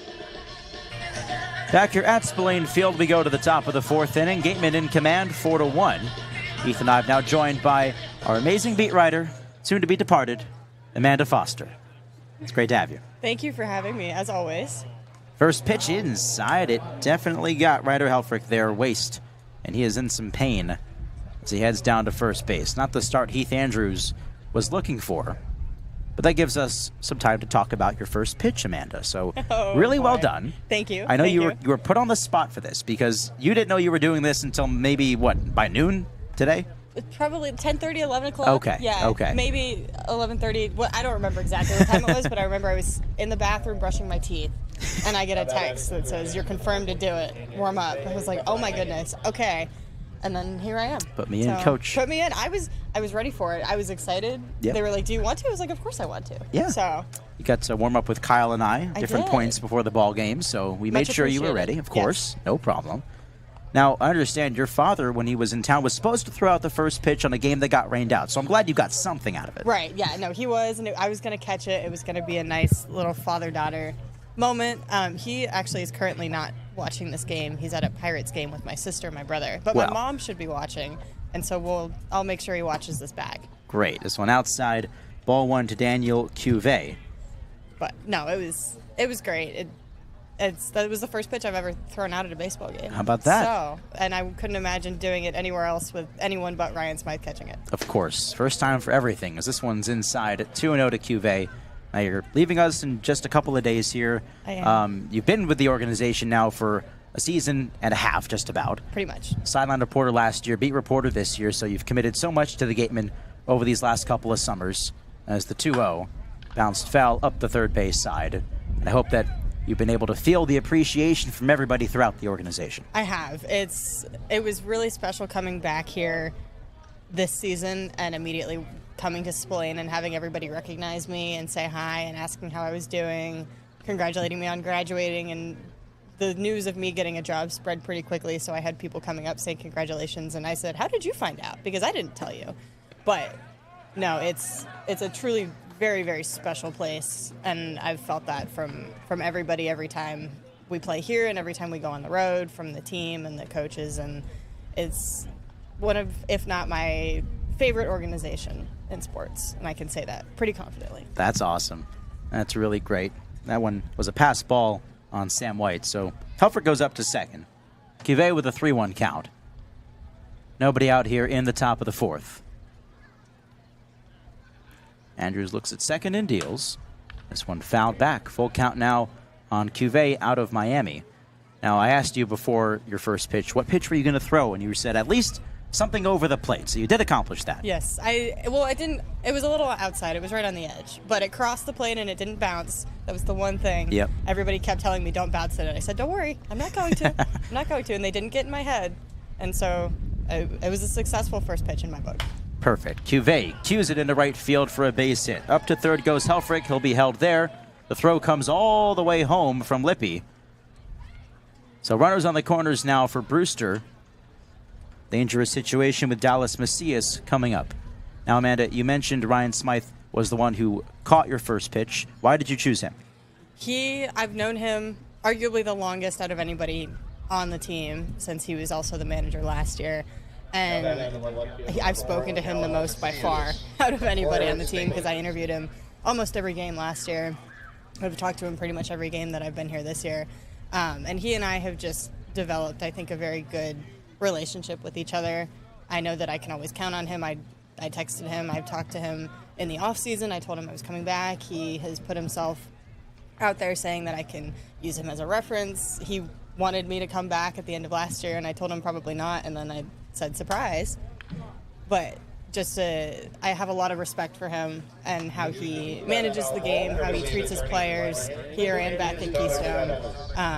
One of the best interviews that I've had. Win, loss, doesn't matter. He'll always talk and be honest and straightforward, which is I appreciate that as a reporter. And yeah, just one of the best coaches that I've had the pleasure of reporting on. Macias fouls it back. It's 0-2. I remember one moment from last year. This was before I knew Wareham. This was before I knew you and Ryan Smythe. I think you know where I'm going with this. I do. The moment towards the end of the year when you were just about set to do another pregame interview with Ryan Smythe, and he turned the tables on you. He did, and I did not know. Everybody except for me knew that was going to happen. And I had people thought that I was expecting it. I was not expecting that. In the dirt, 1-2 now on Dallas Macias. So he grabs the mic from you and says, "Hey, I'm here." Completely out of my hands. And he took. We were recording it on my phone, and then we were going to sync it up with the camera. Just took it. I was like, "What is happening right now?" He just started speaking, and my brain went blank. I was like, "Are we cutting the cameras? Are we actually going to do this?" And then he kept going. How about that? He did a great job. I don't think I responded very well from what I remember, but his questions were pretty good. This one inside, it hits Macias, and the bases are loaded here in the top of the fourth inning. Was it at least one of the most memorable interviews of your young journalism career? Oh, by far. And that was, I think, that was the end of July was when that was late in the season, and that was when I kind of, I think, truly understood the relationship that we had developed, where it was friendly and it was fun, and I kind of, it clicked where I was like, I'm doing something right if the coach that I'm covering can have fun and do something like that. Then that means that I've built a good relationship with him, and he appreciates that to the point of being able to do that. So now meeting on the mound here, Eric Luxus, the Gatemen pitching coach, out to offer some words of wisdom to Heath Andrews. This is the first time that Andrews has been in a jam here today. It's been a relatively clean outing in his first start for the Gatemen. And if Kyle Marchak is somewhere, he can cross off bases loaded and probably secure his bingo on his bingo card today. Did he get a bingo card? I believe it's right there. I think he would get his bingo if he crosses it off. Maybe I'll cross it off for him. It's your bingo now. It's my bingo? He abandoned the card. I'm not sure how the bingo works here. I think you put it in and it's you. Like if your card gets drawn, then you win or something like that. I'm not sure. Okay. I've never played the bingo here before, but. Here's Brody Dene. Bases juiced for Brewster. First one outside, ball one. So you're going to be headed back to Indianapolis coming up here in just a few days. Of course, you graduated from Indiana, so if folks who didn't tune in earlier didn't hear me, would you like to rehash where you'll be going and what you'll be doing? Yes. As he fouls it back. Go ahead. I will be an intern with the Indianapolis Colts for the team, a writing and podcast intern for the 2024 season. Mainly writing, helping out with podcasting behind the scenes. I'm honestly not entirely sure what that part of it will look like completely, but the main focus is writing. And I will be up in Indianapolis starting with covering training camp in just a couple weeks. That is very exciting. As the 1-1 misses down for ball two. 2-1 now to Brody Dene. I know it's scary, but take it from me, someone who has barely known you, but has read every story you have written this year. You're going to do a wonderful job, and I'm going to be reading your Colts reports, okay? Thank you. I appreciate that. And thank you for reading all of my stories this year, too. Of course. Dene smacks it up the middle center field. It is down a base hit, and this one gets behind Summerhill, and it will roll. Be an error on him. Up to second base goes Dene. 2-run score, and it's a 1-run game here at Spillane. Should be 2 RBI on the play for Dene. But Brewster cashing in here with nobody out.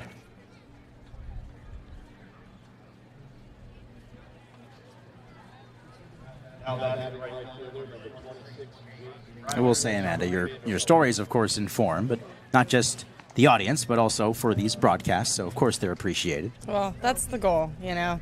Inform and tell a story. Yep. Tell people something they don't know. Exactly, and this should be the end of the line for Heath Andrews. As Eric Lux is out for the second time in this inning, he'll grab the ball from the freshman out of NC State, and we'll see a new arm for the first time tonight for Wareham. It'll be second and third, nobody out in the top of the fourth inning. Gatemen only up by a run here against the Brewster Whitecaps. We'll be right back here with a pitching change when we come back on the Gatemen Baseball Network, powered by Cape League TV. Jesse Simmons. I'm Sam White. And this is Catching Up with the Gatemen. All right, Mr. Sam White. Yes, sir. West Virginia Mountaineers catcher infielder. It's good to have you today. Thank you for jumping on with me. Thank you for having me. I appreciate it. And so you had the chance to play for the Canadian Junior National Team. I did. Tell me a little bit about that, and you know, being able to represent your country and where your hometown, not only in your country but now in the U.S. at a Power 5 school and here in the Cape Cod Baseball League. Yeah, I mean,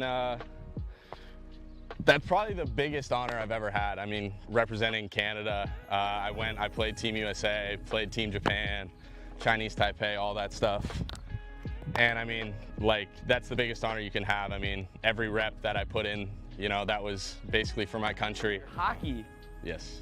Was that your first love before baseball? You got drafted at one point, had a chance to maybe take a pro hockey career and go that way, but now you're at baseball. What was that like? And give me a little something about that hockey. Yeah, I mean, hockey, like, that's where I met kind of my lifelong friends. I mean, yeah, like, obviously growing up in Canada, hockey is the sport that everyone plays.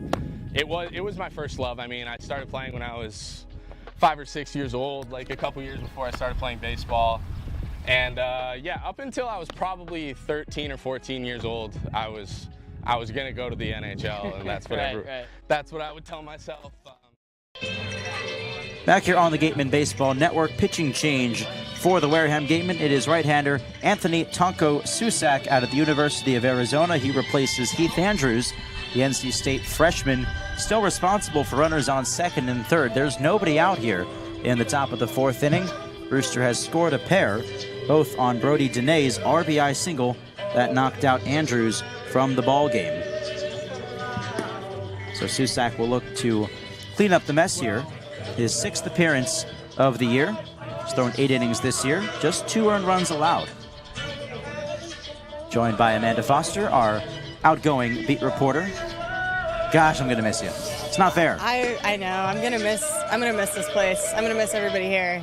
But you know, I took this internship knowing, obviously, with graduation coming up, that if a paid opportunity, a full-time opportunity came up, there was no way I could turn it down, and that's exactly what happened with this Colts internship just a couple weeks before I came up here. And it was nice coming in knowing, I think, that I was going to be leaving instead of finding out halfway through and having to tell everybody, look, you got 1 more week left. But I think it's kind of becoming real for everybody. I know our sideline reporter, Madison Walker, has been talking to me for the last 2 days. She's like, I can't believe you're actually going. What am I going to do without you? And I told her, I was like, you can still text me and call me. I'll still be watching as many of these games as I can, trust me. So we'll see.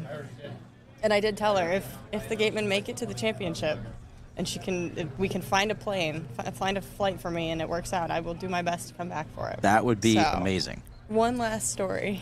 Okay. J.D. I've Rogers. said it on the record now, too, There you go. So I can't take it back. Here's J.D. Rogers out of Vanderbilt. Corners in for the Gatemen.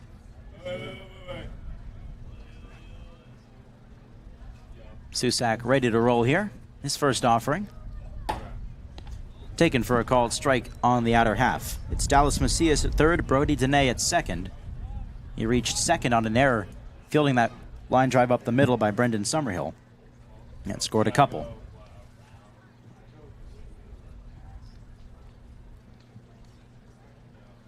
Oh, 1 at the knees, but just down. 1 ball and 1 strike. So in your couple of seasons, did you prefer sideline reporting over beat reporting, or did you have a favorite? Ooh, I really can't say that I preferred one over the other because I loved both so much, and I still do. Swing and a miss, 1-2 on Rogers. And that's something that I've had so many people ask me, you know, do you want to do sideline or do you want to do beat writing? And I honestly couldn't imagine not doing some combination of both. That's the goal, because both are, you know, you get different things out of them, and everybody gets different things out of them. And they're similar but very different, but I love both. Either way, you're telling stories as Susak gets the swing and miss. Nice breaking ball there. Finally out number 1 here in this 4th inning. That brings up Drew Farreau out of Florida State. Still 2 on and 1 away. You excited to cover the Colts, or are you going to just miss covering baseball? How are you feeling about that? Again, a combination of both. I'm very excited to cover the Colts. I've kept up with them, you know, all 4 years that I was in college in Bloomington, because they're only an hour north.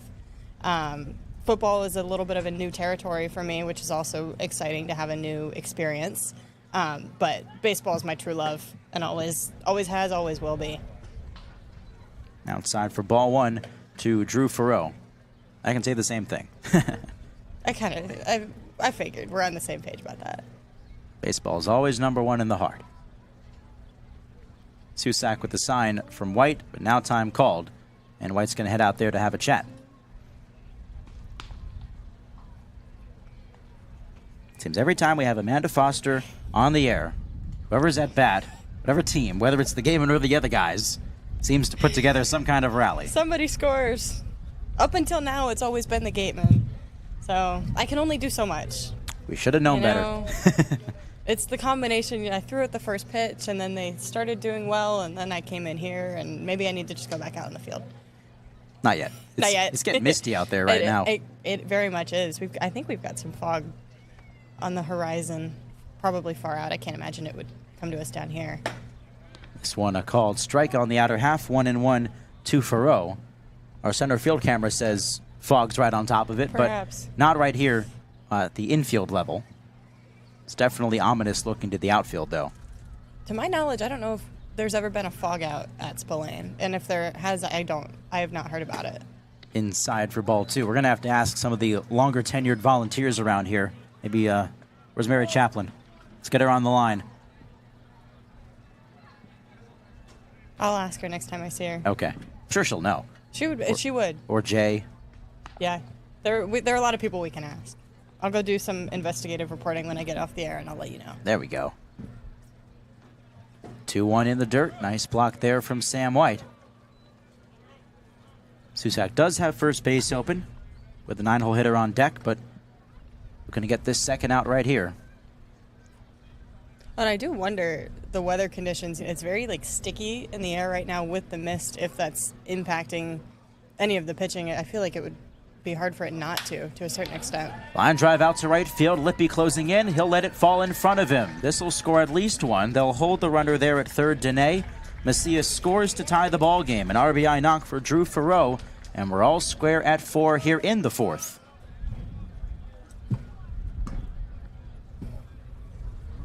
It's all your fault. Uh-oh.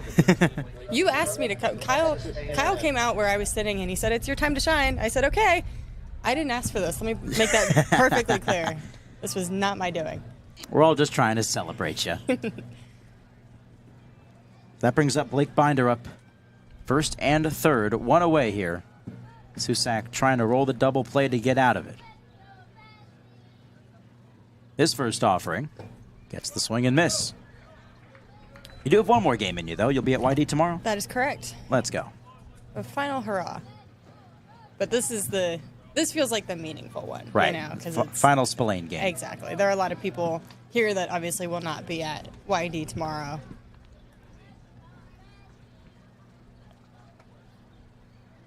Susak ready.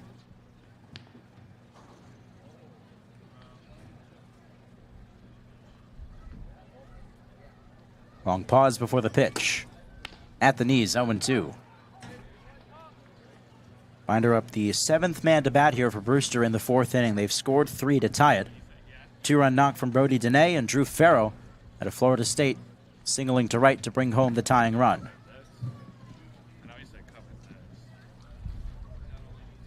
Before the 0-2, a pickoff play to first, runner back.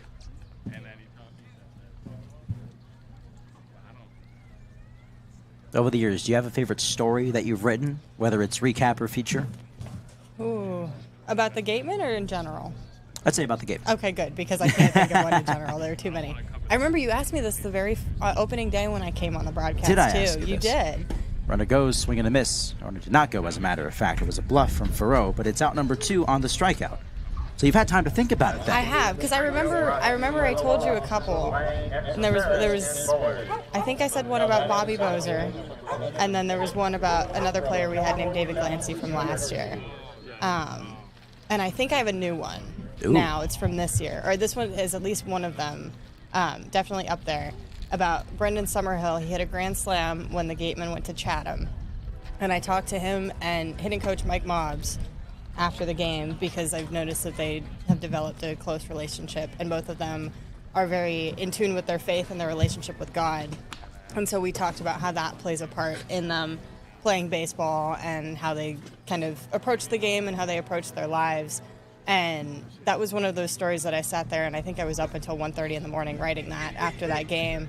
And it felt like one of those where there's a larger meaning to it, you know, because it was talking about Brendan and how he's grown in his faith and how that's helped him in baseball. And he actually reached out to me after it was published the next morning, and he said it was amazing, and his dad posted on Twitter. But it was the message that I felt like it was able to send and kind of put out there is something that is hard to come across, you know, when you're just covering sports on a daily basis. So to be able to write it was a game story, but it was also much bigger than a game story, and it was satisfying to write, and it was also like I felt like I was putting something out there that people could take something from that wasn't just about a center fielder from Arizona who hit a grand slam. That's really incredible, Amanda. As the 1-2 comes home, a swing and a miss for strike 3. You're always able to find the story within the game, and that's really impressive. Thank you. I try my hardest. We'll go to the bottom half of the 4th. Brewster ties it up here in this frame 4-4 as we go bottom of 4 here at Spillane Field on the Gatemen Baseball Network, powered by Cape League TV. Welcome into our second edition of the Wareham Walk-Off. I'm Kyle Marchak, joined by an infielder for the Wareham Gatemen, Antonio Hyannis. You ready to roll? Yes, sir. Let's do it. Let's do it. All right. Well, your new commitment. You're going to UCF now. How did that commitment come about? Yeah, man. I just wanted to go somewhere where basically I had a good relationship with the coach, and it's always nice to stay home near my family. You know, it's only like 3 hours away, so I felt like I had a good connection with the coach. Just wanted like a nice fresh start, and you know, I'm just super excited for the new opportunity. Well, we've got Mike Mobbs over there, barefoot, mowing the lawn right now. You said he's a very down-to-earth guy. He's the hitting coach for the Gatemen. Is he a part of why you went to Wareham too? Yes, for sure. I mean, once I got the call up here, one of my guys, Dorian Gonzalez, that played for here last year, he said, Dan, you need to go up to Wareham, and they're going to get you a lot better. Ever since I've been here, I mean, he's literally mowing the lawn right now, barefoot. Yeah, can we get a shot of that real quick? Look at him. Inspirational. He just leads by example, and I can't ask for a better coach. Like, he's taught us everything that we know, and like he literally just wants us to win, and we're all just bought in on winning. And yeah. You know, well, it must be working. You're on a 7-game on-base streak right now. So how have the coaches developed you as a hitter? Yeah, man. They just told me to just be have a better approach. I feel like I'm getting better out here every single day, getting more comfortable with them. Let's wrap it up with this. The end goal. What do we need to know about Antonio Hyannis going forward? Antonio Hyannis, I mean, just being the same guy every single day, getting better, like not only as a player but as a person. Right now, my focus is on today. We have a big game today. We're trying to build off that momentum from last game to bring it onto this game against Bourne, so we're just super excited to play. We'll catch you guys in our next edition of the Wareham Walk-Off. Back to action here in the bottom half of the 4th inning. It's a 4-4 ball game. Brewster scoring 3 times in the away half of this frame to even things up. And they've got a new right-hander on the mound. It's Parker Detmers out of Louisville. Originally out of Bowling Green, Kentucky. Detmers just wrapped up his freshman season with the Cardinals. 14 appearances out of the pen, 18 2/3. ERA just north of 7. This will be his 3rd appearance for Brewster. 2 earned runs allowed over those 2 innings. He will deal with the bottom third of the Gatemen order: Eli Putnam, Jacob Jarrell, and Michael Lippy. Ethan Eibe here on the Gatemen Baseball Network, joined by our outgoing beat reporter, Amanda Foster. I want to delete the word outgoing from that sentence. I wouldn't mind it if you did too, but such is life. I will say I did some investigative reporting in our break. I asked Mary Chaplin to her knowledge, there has never been a fog delay or a fog out at Spillane Field. Wow. So. It is still foggy on our center field cameras, so we'll deal with that the best we can. But at least you can see the outfield. Can't say the same at some of the other Cape League ballparks that happen to have fog come through. This is true. We're low enough in Yeah. terms of land and location where I really don't see it being too much of a problem. Putnam fouls off the first pitch he sees. But I'll knock on wood just in case. Not quite as close to the water either, right? Correct. Yeah, places like Chatham and Hyannis are typically, they're very close to the water and elevation and geographical whatnot that I'm not well versed in. This one upstairs, 1-1 on Putnam. Do you want to be a meteorologist? Not particularly. I can't lie to you. But if it paid the bills. There you go. 1-1. It's the swing and miss. Detmer's ahead. 1 ball and 2 strikes. One final note on your Summerhill story that you mentioned, which Yes. I thought was really impressive. And Thank you. if you haven't read it, folks, go to the Gatemen website. You can probably find it in there on the news tab, as the 1-2 is way outside. You mentioned you're up at like 1:30 in the morning writing that story. And I know that feeling, because when you finally have that idea and the words are just all in there, Yep. it's like word vomit. Yes. And you just can't stop until it's done. Yes. As this one's outside full count. Was that your experience? Yes. Well, and I also, when I start a story, I can't finish it. Like, I can't go to bed and then do it the next morning. That it also doesn't work for the schedule here. But usually what happens is I get an idea for how to start a story. Putnam drives this one out to left field. Going back, Macias. He reaches up, and he can't make the catch. It's off his glove. Putnam on his way to second. He slides in there with a double. Hard hit ball. Macias ranged back on it, but couldn't haul it in. That was stung by Eli. He exchanges his equipment with Mike Mobbs, the third base coach, as Jacob Jarrell stands in.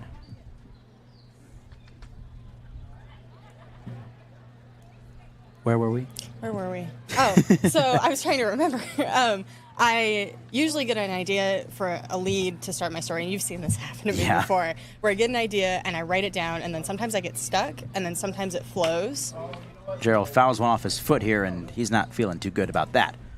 And so this Summerhill story was, I knew before the game even ended because I had talked with him and I had seen him, and then immediately after I spoke with Mike Mobbs, who's a fantastic interview and a fantastic person in his own right as well, I knew exactly what I wanted to write. So I sat in the car on the way home from Chatham, which is about a 50-minute drive, typing this out on my phone so I didn't forget what was going through my head, and I was listening to the interview like in the car. I wasn't driving, to clarify. And then I got home and I had about half left that I wanted to write, and I sat there and I reread that story so many times to make sure that I was saying what I wanted to say. I was portraying what they said correctly. There was a lot that went into it in terms of making sure that everything flowed and was kind of respectful to the religion and everything like that, and I didn't want to misconstrue anything. And so it was and we didn't get home. It was a late game. I don't think we got home much before midnight, probably, if I had to guess, from what I can remember. And so it was, I just sat down and I ate my sandwich, I wrote it, and then I went to bed. But it was very, very satisfying and really fun to write and really gratifying for me. That's really awesome. Jacob Jarrell at the plate with a 1-2 count, and Detmer's on the hill. He calls time. At second base, it's Eli Putnam. Gatemen looking to get back on top here after relinquishing the lead with a 3-run top of this 4th inning for Brewster. Right now, Detmer's bringing out one of the Brewster coaches. I'm not quite sure what this is about. He just removed something from his wrist. I wonder if it has to do with some sort of pitch comm communication type thing. I'm not entirely sure what all the teams use in terms of signs and whatnot, but that's what the bracelet watch thing looked like. Seems to be the standard these days in the NCAA, and I think he just got a donation from Blake Binder up the first baseman, so he just gave him his pitch comm. So the first baseman's out of the loop. Oh well. But at Like least- the good old days. It's a 1-2 count to Gerald.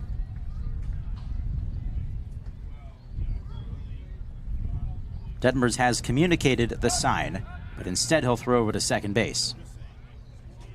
One thing about Wareham that's also a little different than last year that I've noticed, and obviously it's a product of the guys you have on the team, they are not afraid to take very large leads and threaten pitchers, and I think that's done a lot for their game this season. 1-2. Outside it gets away from the catcher Helfrich. Up to third base goes Putnam on the wild pitch.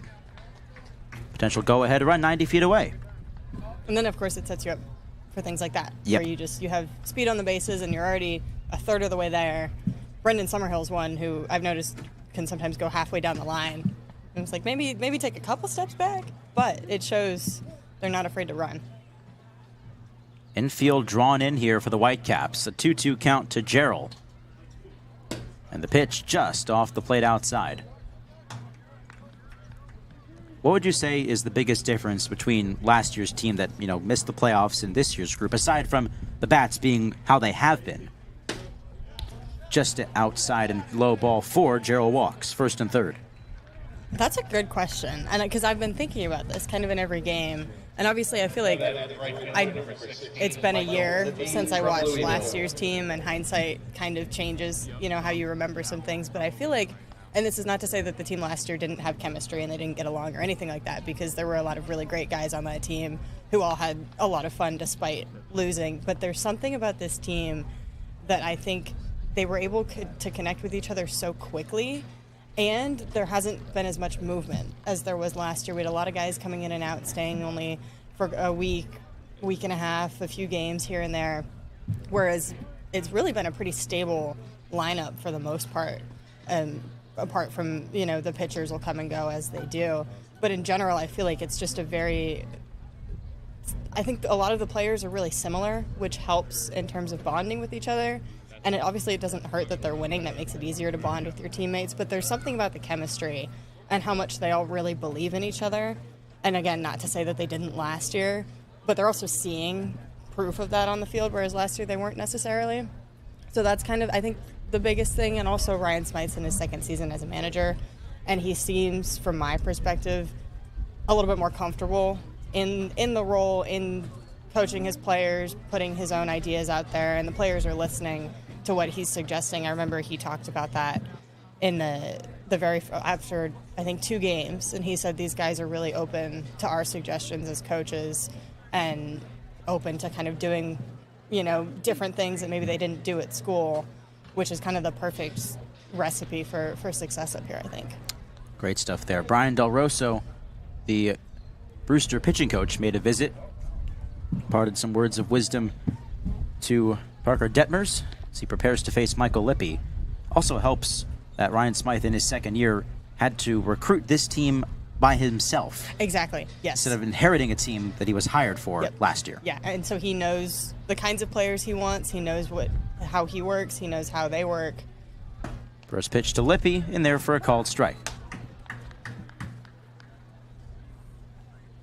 And that chemistry in the dugout and out of the dugout has been evident over the course of this summer. 0-1.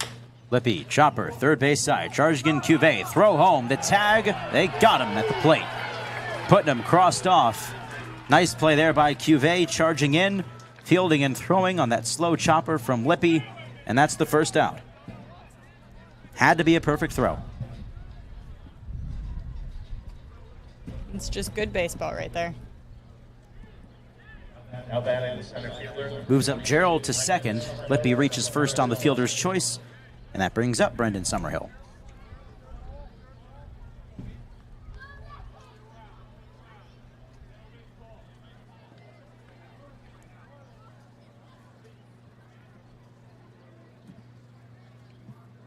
He faces Detmers, who looks at second. First pitch. This is up for ball 1. One of your interesting stories that I haven't read yet, but I know it exists. You interviewed Kyle Schwarber. I did. Over at Indiana. That is correct. I believe that was within the last year or so, last couple of months, right? Yes, that was in the fall. That was in the fall as Summerhill takes a called strike at the knees 1-1. A former Gateman from 2012, so that's really great that you got that opportunity. It was fantastic. He's also a former Hoosier, which is sense. why I got it. The 2013 team, which reached the College World Series for Indiana, came and they were honored at a football game. And so the entire team was there, and one of my professors, who's also a senior associate athletic director, he's very high up in the IU athletics department, knew of my connection with Schwarber and suggested, he was like, why don't I try to get an interview? Summerhill back to the mound. It goes in and out of the glove of Detmers. Throw to first is low, and they got him there. Good job by Detmers to recover and record the out. Both runners advance. Gerald to third, Lippy to second. It'll be up to Bobby Bozer here. The Gatemen and the Whitecaps tied at 4. Bozer will look to break the tie here. So how was that interview, and how did that story turn out? Oh, I was terrified because this is, he also played for the Red Sox, and I grew up watching the Red Sox. So there's this baseball player who I'm somehow connected with on like every level of the game, basically, which is absurd to me. My dad thought it was hilarious. And I don't get starstruck, but when I first saw him, that was one of the only times that I've seen a professional athlete and thought, oh my gosh, because I also knew that I was about to talk to him. Yes. Right. But the interview it went very well. I think we spoke for maybe 2 minutes, but I made sure right away to establish that we both knew the Gatemen and we both knew Spillane Field. This one to the backstop. Here comes Gerald to the plate. He scores standing up. And the Gatemen take the lead courtesy of a wild pitch from Detmers. 5-4. They'll take him any way they can get him. Up to third base goes Lippy. Continue. And so Schwarber thought it was very funny. There's a photo of us laughing together, and I'm pretty sure it's because I said something about Spillane Field, which he was not expecting at all. And then, obviously, just a couple quick questions, and that was it. I think the true interview was maybe a minute long of usable quotes. The story, I thought, turned out well. I think it was received well. Based on the feedback that I got and everything. Obviously, it's Kyle Schwarber, so people are going to appreciate it. But of course. He talked about the memories that he had. He would run stairs at the football stadium. So he walked in. That's one of the first things that he remembered.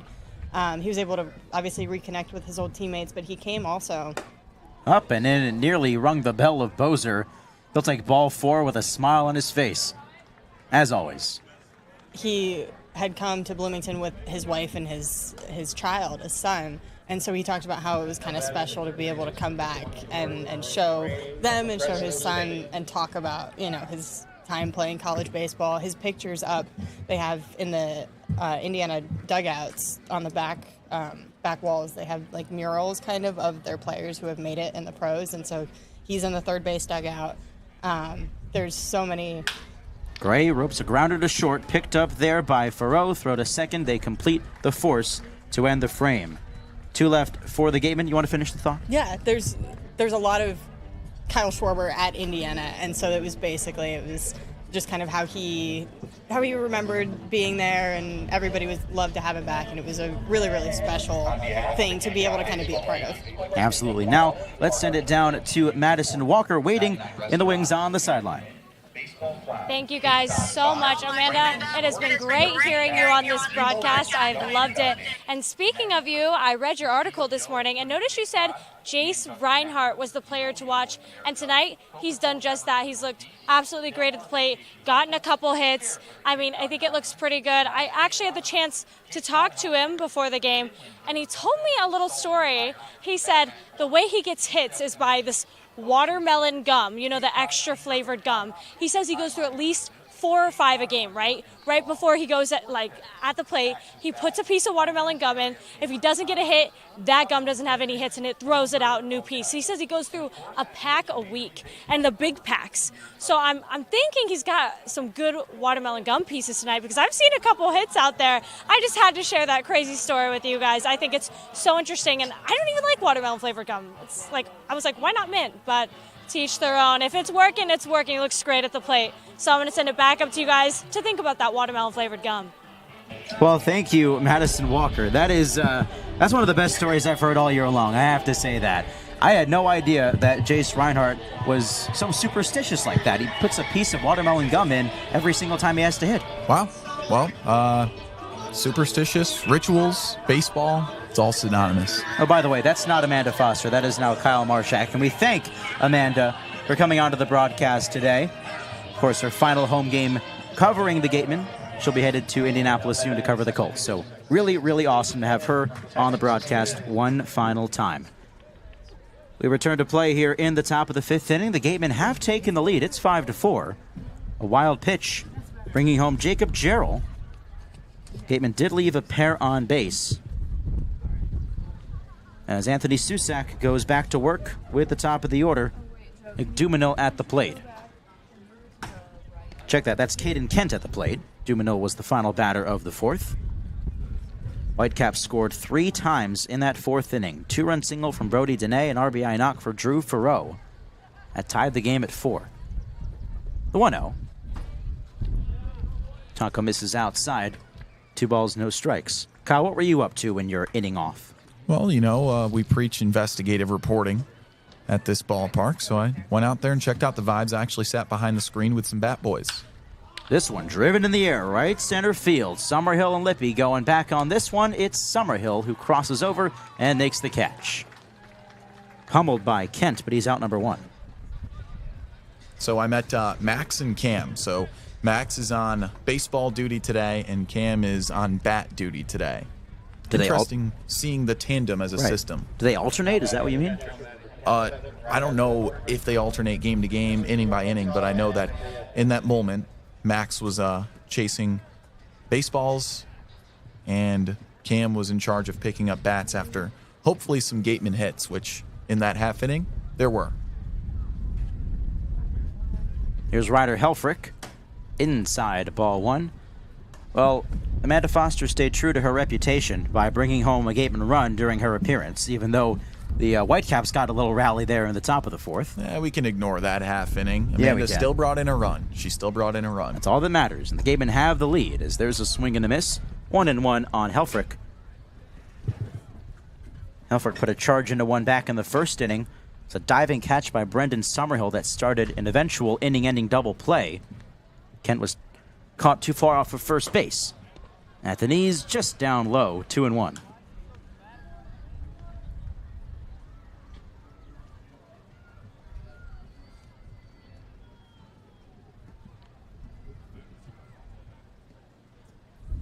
Two-one pitch. Just inside again. Amanda was talking about her experience interviewing Kyle Schwarber over at Indiana, both Gatemen and Hoosiers, for a story in the fall.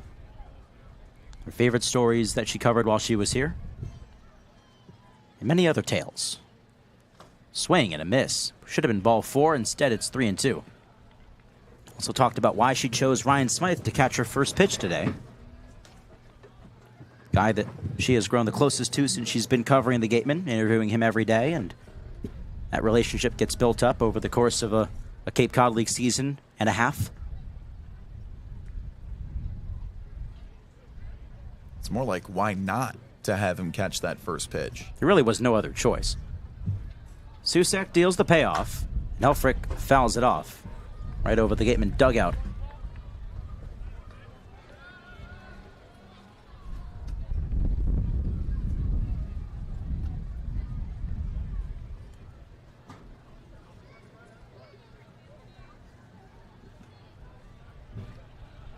Helfrich digs back in.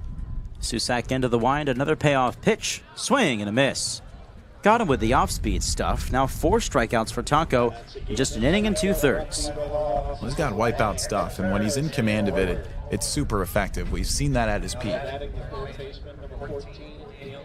That brings up Daniel Cuvée of Miami. He's 1 for 2. As part of that rally the Whitecaps put together in the 4th. Susak looking for a 1-2-3 top of the 5th. He deals. High and tight for ball 1.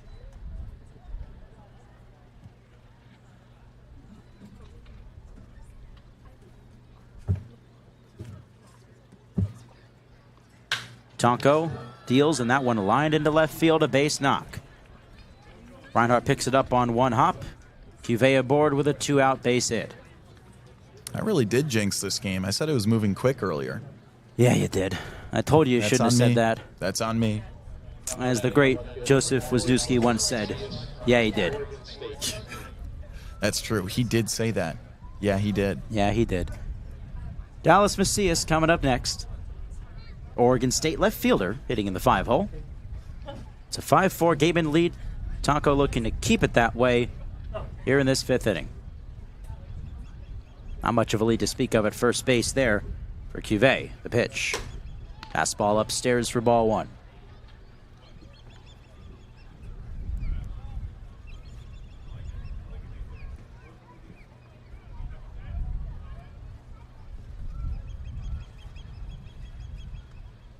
The 1-0. At the knees, he gets the strike call. I feel like the fog is falling down, coming closer. What do you think? It feels like it's ominously approaching the pitcher's mound. Taco's 1-1. Tomahawk towards second. Bozer a dive. He snares it. Glove flip to second. They got the out there. Oh, what a play. Bobby Bozer. How about that to end the frame? Hang a star on that one. Top of the 5th comes to an end. A little handy-dandy defense there from Bobby. To the bottom of the 5th we go. Gatemen lead it 5-4 over Brewster on the Gatemen Baseball Network, powered by Cape League TV. Whatever your technology needs are, Secure One can help. Learn more at SecureOne.com. SecureWON.com. The Wareham-based AD Makepeace Company, founded in 1854, is North America's largest cranberry grower, the largest private property owner in eastern Massachusetts, and a recognized leader in environmentally responsible real estate development and stewardship. For 170 years, AD Makepeace Company has supported community events and organizations like your Wareham Gatemen. Visit admakepeace.com to learn more. Attention baseball fans, are you ready to hit a financial home run?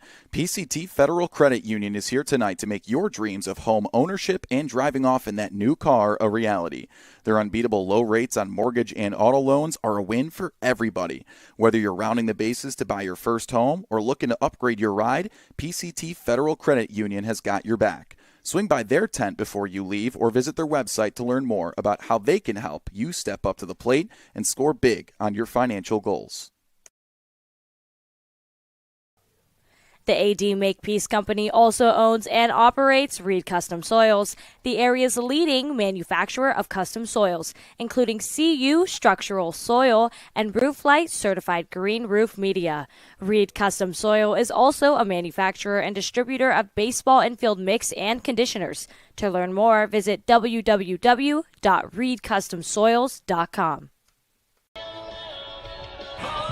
Back here in the bottom half of the 5th inning, Gatemen coming back up to the plate in a 5-4 advantage. Taking you the rest of the way on the play-by-play tonight, here is Kyle Marchak. Well, that's very kind of you, Ethan.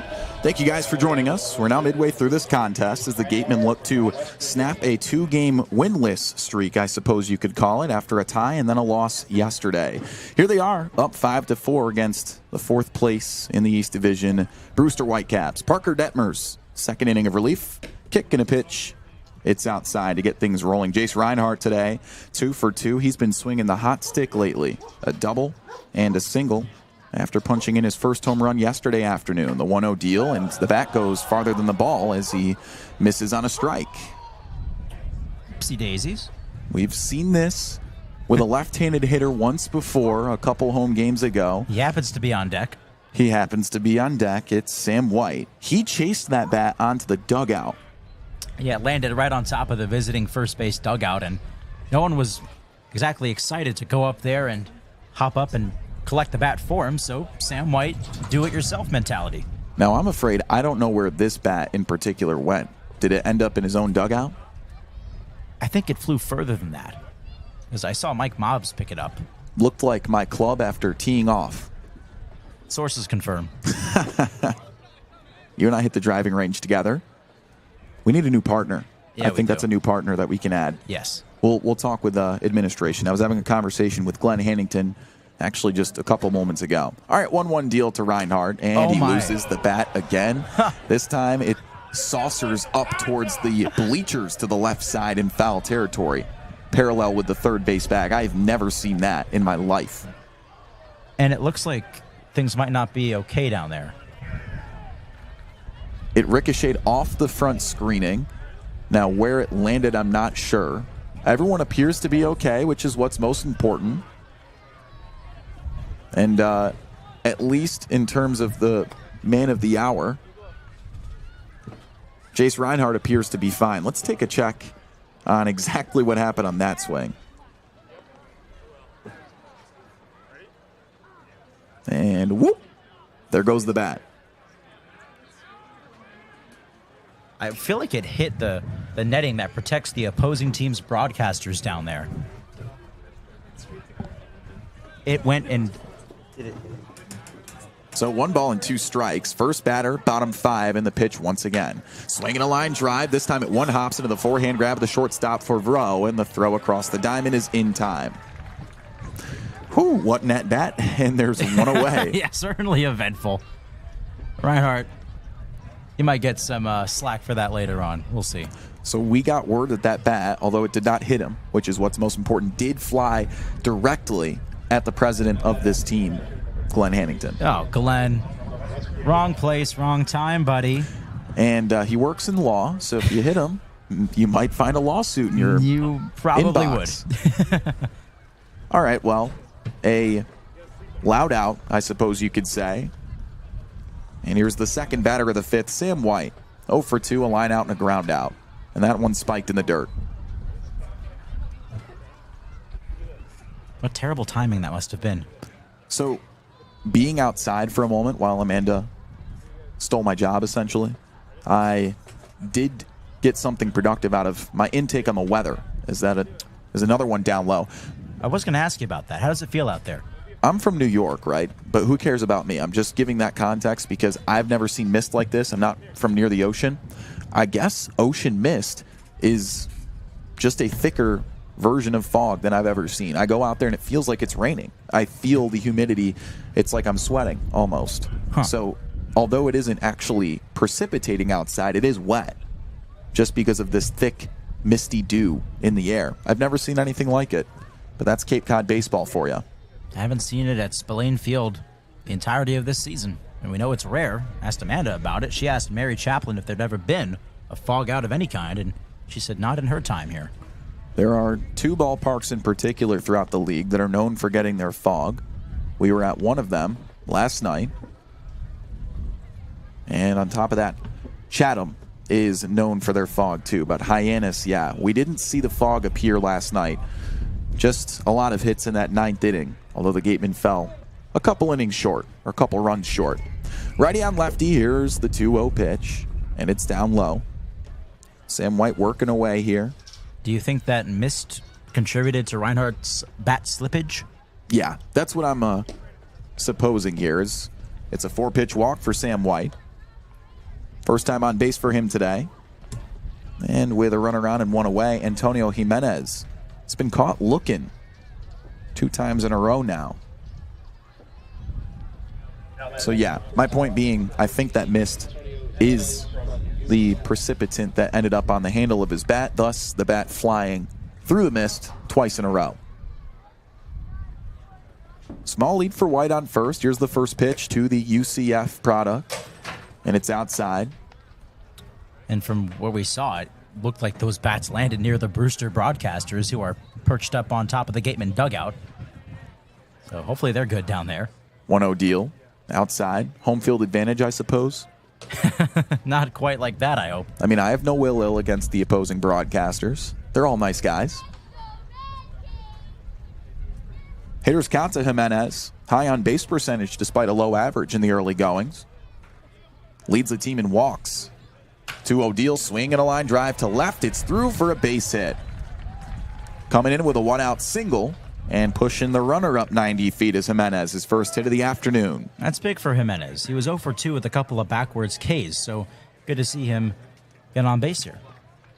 Another guy with a hit coming up. Putnam doubled to introduce Detmers to the ball game back in the 4th. And it's been a back and forth ball game at that. Tied just an inning ago by Brewster. The Gatemen started off with 2 runs in the first. Put up another 2 spot in the third with one more in the fourth. That 1 run coming in was Eli Putnam as he watches the first pitch outside. He's got 2 ducks in the pond here and a 1-0 count with 1 away. And the fog is thickening in Wareham. 1-0 deal. Outside.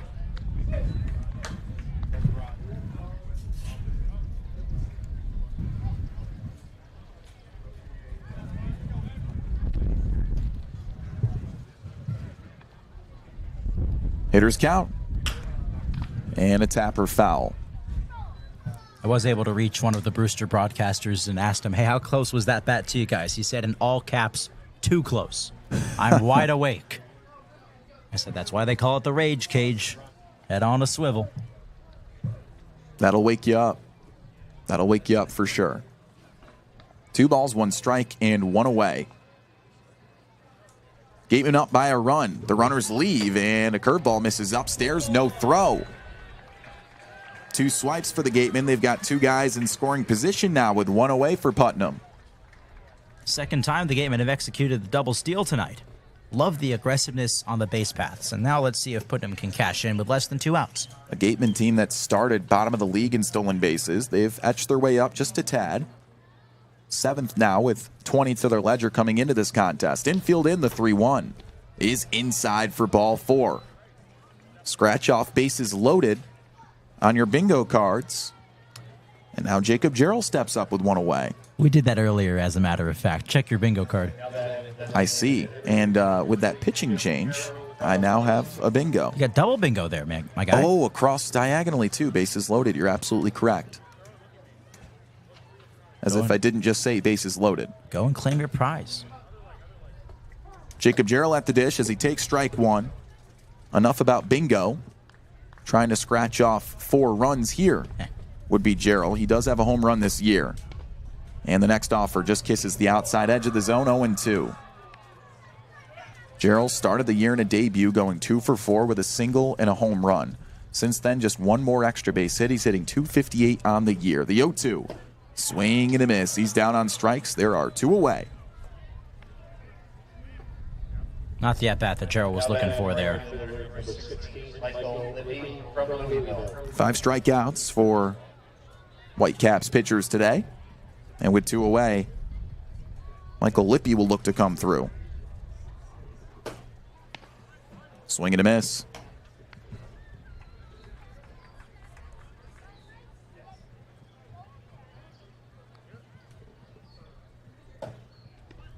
Pulling the string on that for strike 2.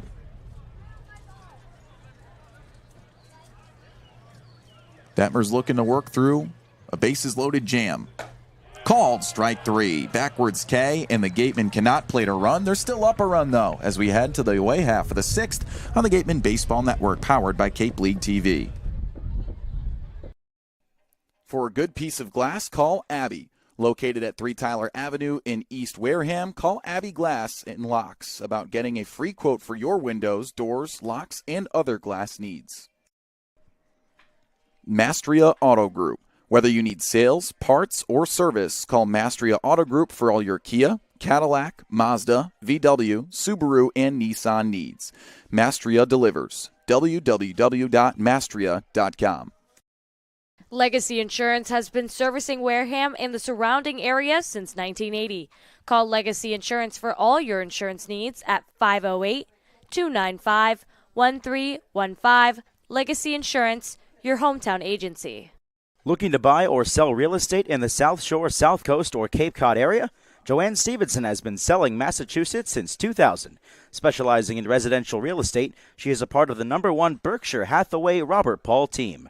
Whether you are looking for your first home, vacation home, or relocating, call Joanne Stevenson, your local Wareham agent, for all your real estate needs. A proud sponsor of the Wareham Gatemen. Tonko Susak to take back over. 3rd inning of relief for him today. He has yet to give up an earned run as the Gatemen lead it 5-4 here at Spillane Field. On the Gatemen Baseball Network, powered by Cape League TV, Kyle Marchak with Ethan Eibe as the Gatemen have battled back to just a 1-run lead, but have nothing to show for it And pardon me, but Sam White just threw a ball to no one at second base as we begin this inning. Let's hope that's not a tell for how this frame will go defensively. I'm sorry, that was kind of funny. I'm not going to lie to you. Well, anyways, it's been a back and forth ball game. 2 runs in the first for the Gatemen, no runs for anyone in the second. 1 in the third for Brewster to bring it back within a run, but the Gatemen responded with 2 more on a pair of RBI singles. But then Brewster, with some defensive woes from the Gatemen in the fourth, came through with 3 runs to tie the ball game. Once more, Wareham responded with a run in the bottom of the fourth. Here we are after a scoreless fifth to begin the 6th inning. And it's the back end of the order, Brody Donay. First pitch from Tonko Susak is splunked into the dirt. Taco's been pretty reliable here. 3rd inning of relief, like you said. Got them out of that jam in the 4th. Only allowed 1 hit in the 5th. And they're going to need that going forward. Few pitchers have left. Some in their replacement as the 1-0 is cued foul.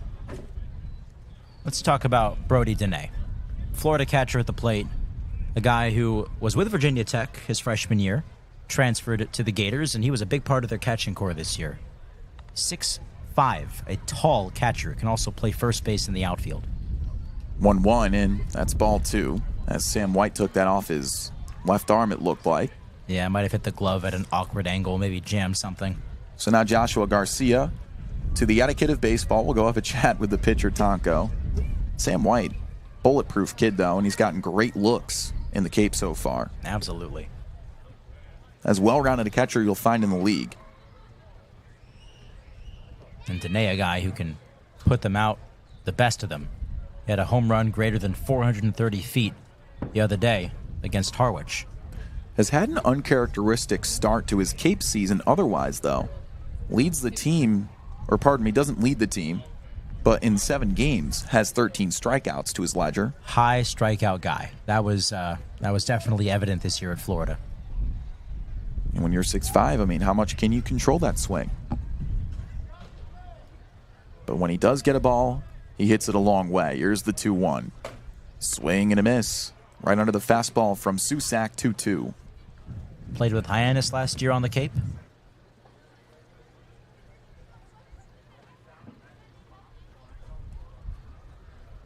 Deuces wild, first batter, top 6, the pitch. Swing and a fly ball to right through the fog. Trailing out to right is Lippy. He runs up and makes the catch at the wall. Loud out number 1. That's the power of Donay.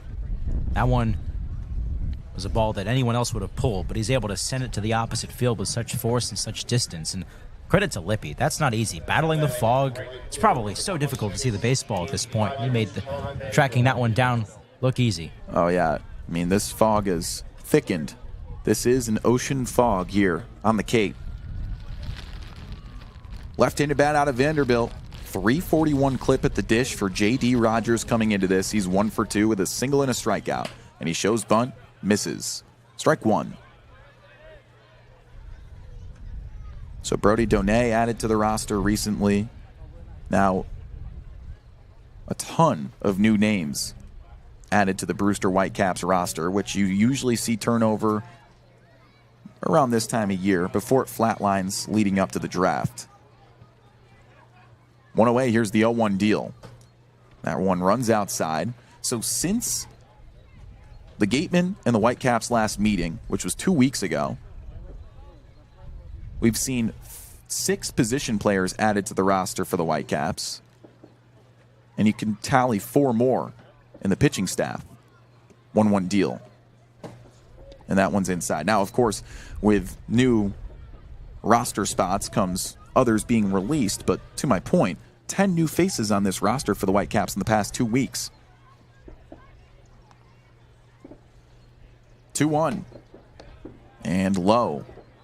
Ball 3.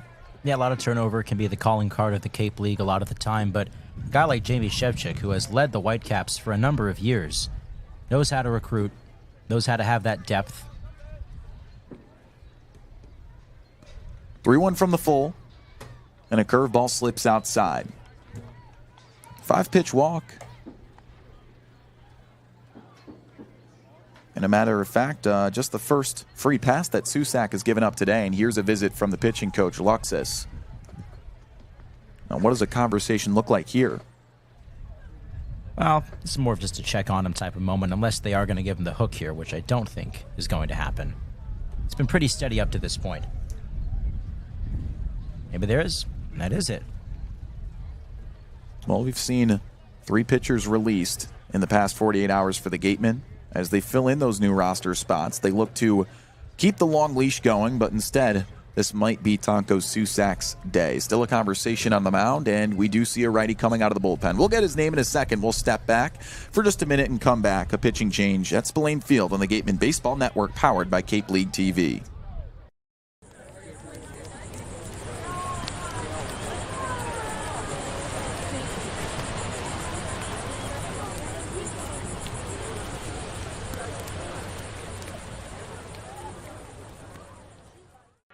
Here at the Mass State Lottery, we're known for our monster wins. But there's no bigger win than the $1 billion we provide each year to support all 351 cities and towns in Massachusetts. In our game, we know that supporting local businesses and helping communities is how we all win. Because at the lottery, we're all playing for the home team. The Mass State Lottery. Welcome to the state of winning.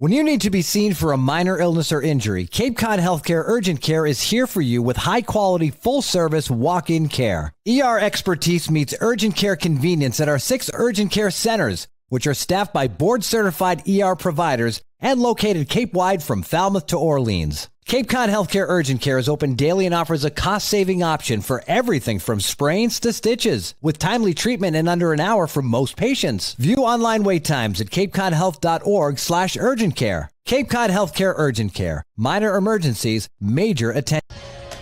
5-4 ball game at Spillane in the top of the 6th, and a pitching change. Second arm out of the bullpen today for the Gatemen. As Tonko Susak's day is done, it's the Clemson righty, Lucas Malstad, a 1.29 ERA as he makes his 4th appearance, or 6th appearance now. 7 innings to his ledger. He's been a very clean pitcher out of the bullpen, Ethan. Absolutely. Just 2 earned runs allowed all season. Last time we saw him was the 4th of July at Bourne, that tie ball game we had 8-8. He pitched that 10th inning and secured the tie for the game, and he had a terrible situation. Runner at third, no how some way he got out of it. Wonderful last performance to leave off on 2 days ago. And first a pickoff over to first. They've got the runner stranded. A chase and a dive. Is he safe? He's tagged out on the foot. What a play by Putnam, and what an effort by the pitcher Malstad to nab J.D. Robst, and there's 2 away. Malstad's always had a terrific move, but how about Eli Putnam there? He opted to keep it to himself, no throw down. He said, I got this guy. I'll chase him down myself. And it ended up being a chaotic chase. Nonetheless, that's out number 2, and the bases are empty as Tonko Susak's day is now officially done as the runner is left stranded. Tonko Susak had a good day for his credit. There's a slider that backs up. The lefty at the dish for Rowe. Susak 2 1/3 to his credit. No earned runs. A walk, 2 hits, 4 strikeouts. So that one runs inside a 2-0 count to Farrow.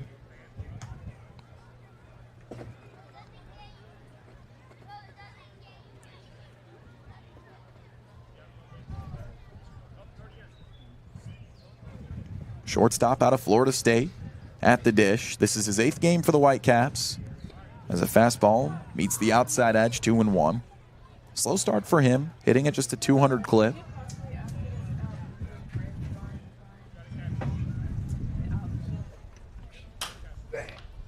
Two-1 is popped up and foul.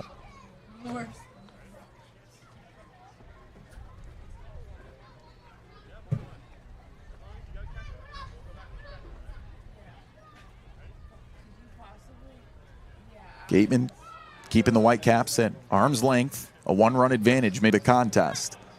Just off the plate. Only 8 as much as 2 innings at a time. 2 innings at a time. We'll see how long his leash is today. Payoff. And he whacks it foul.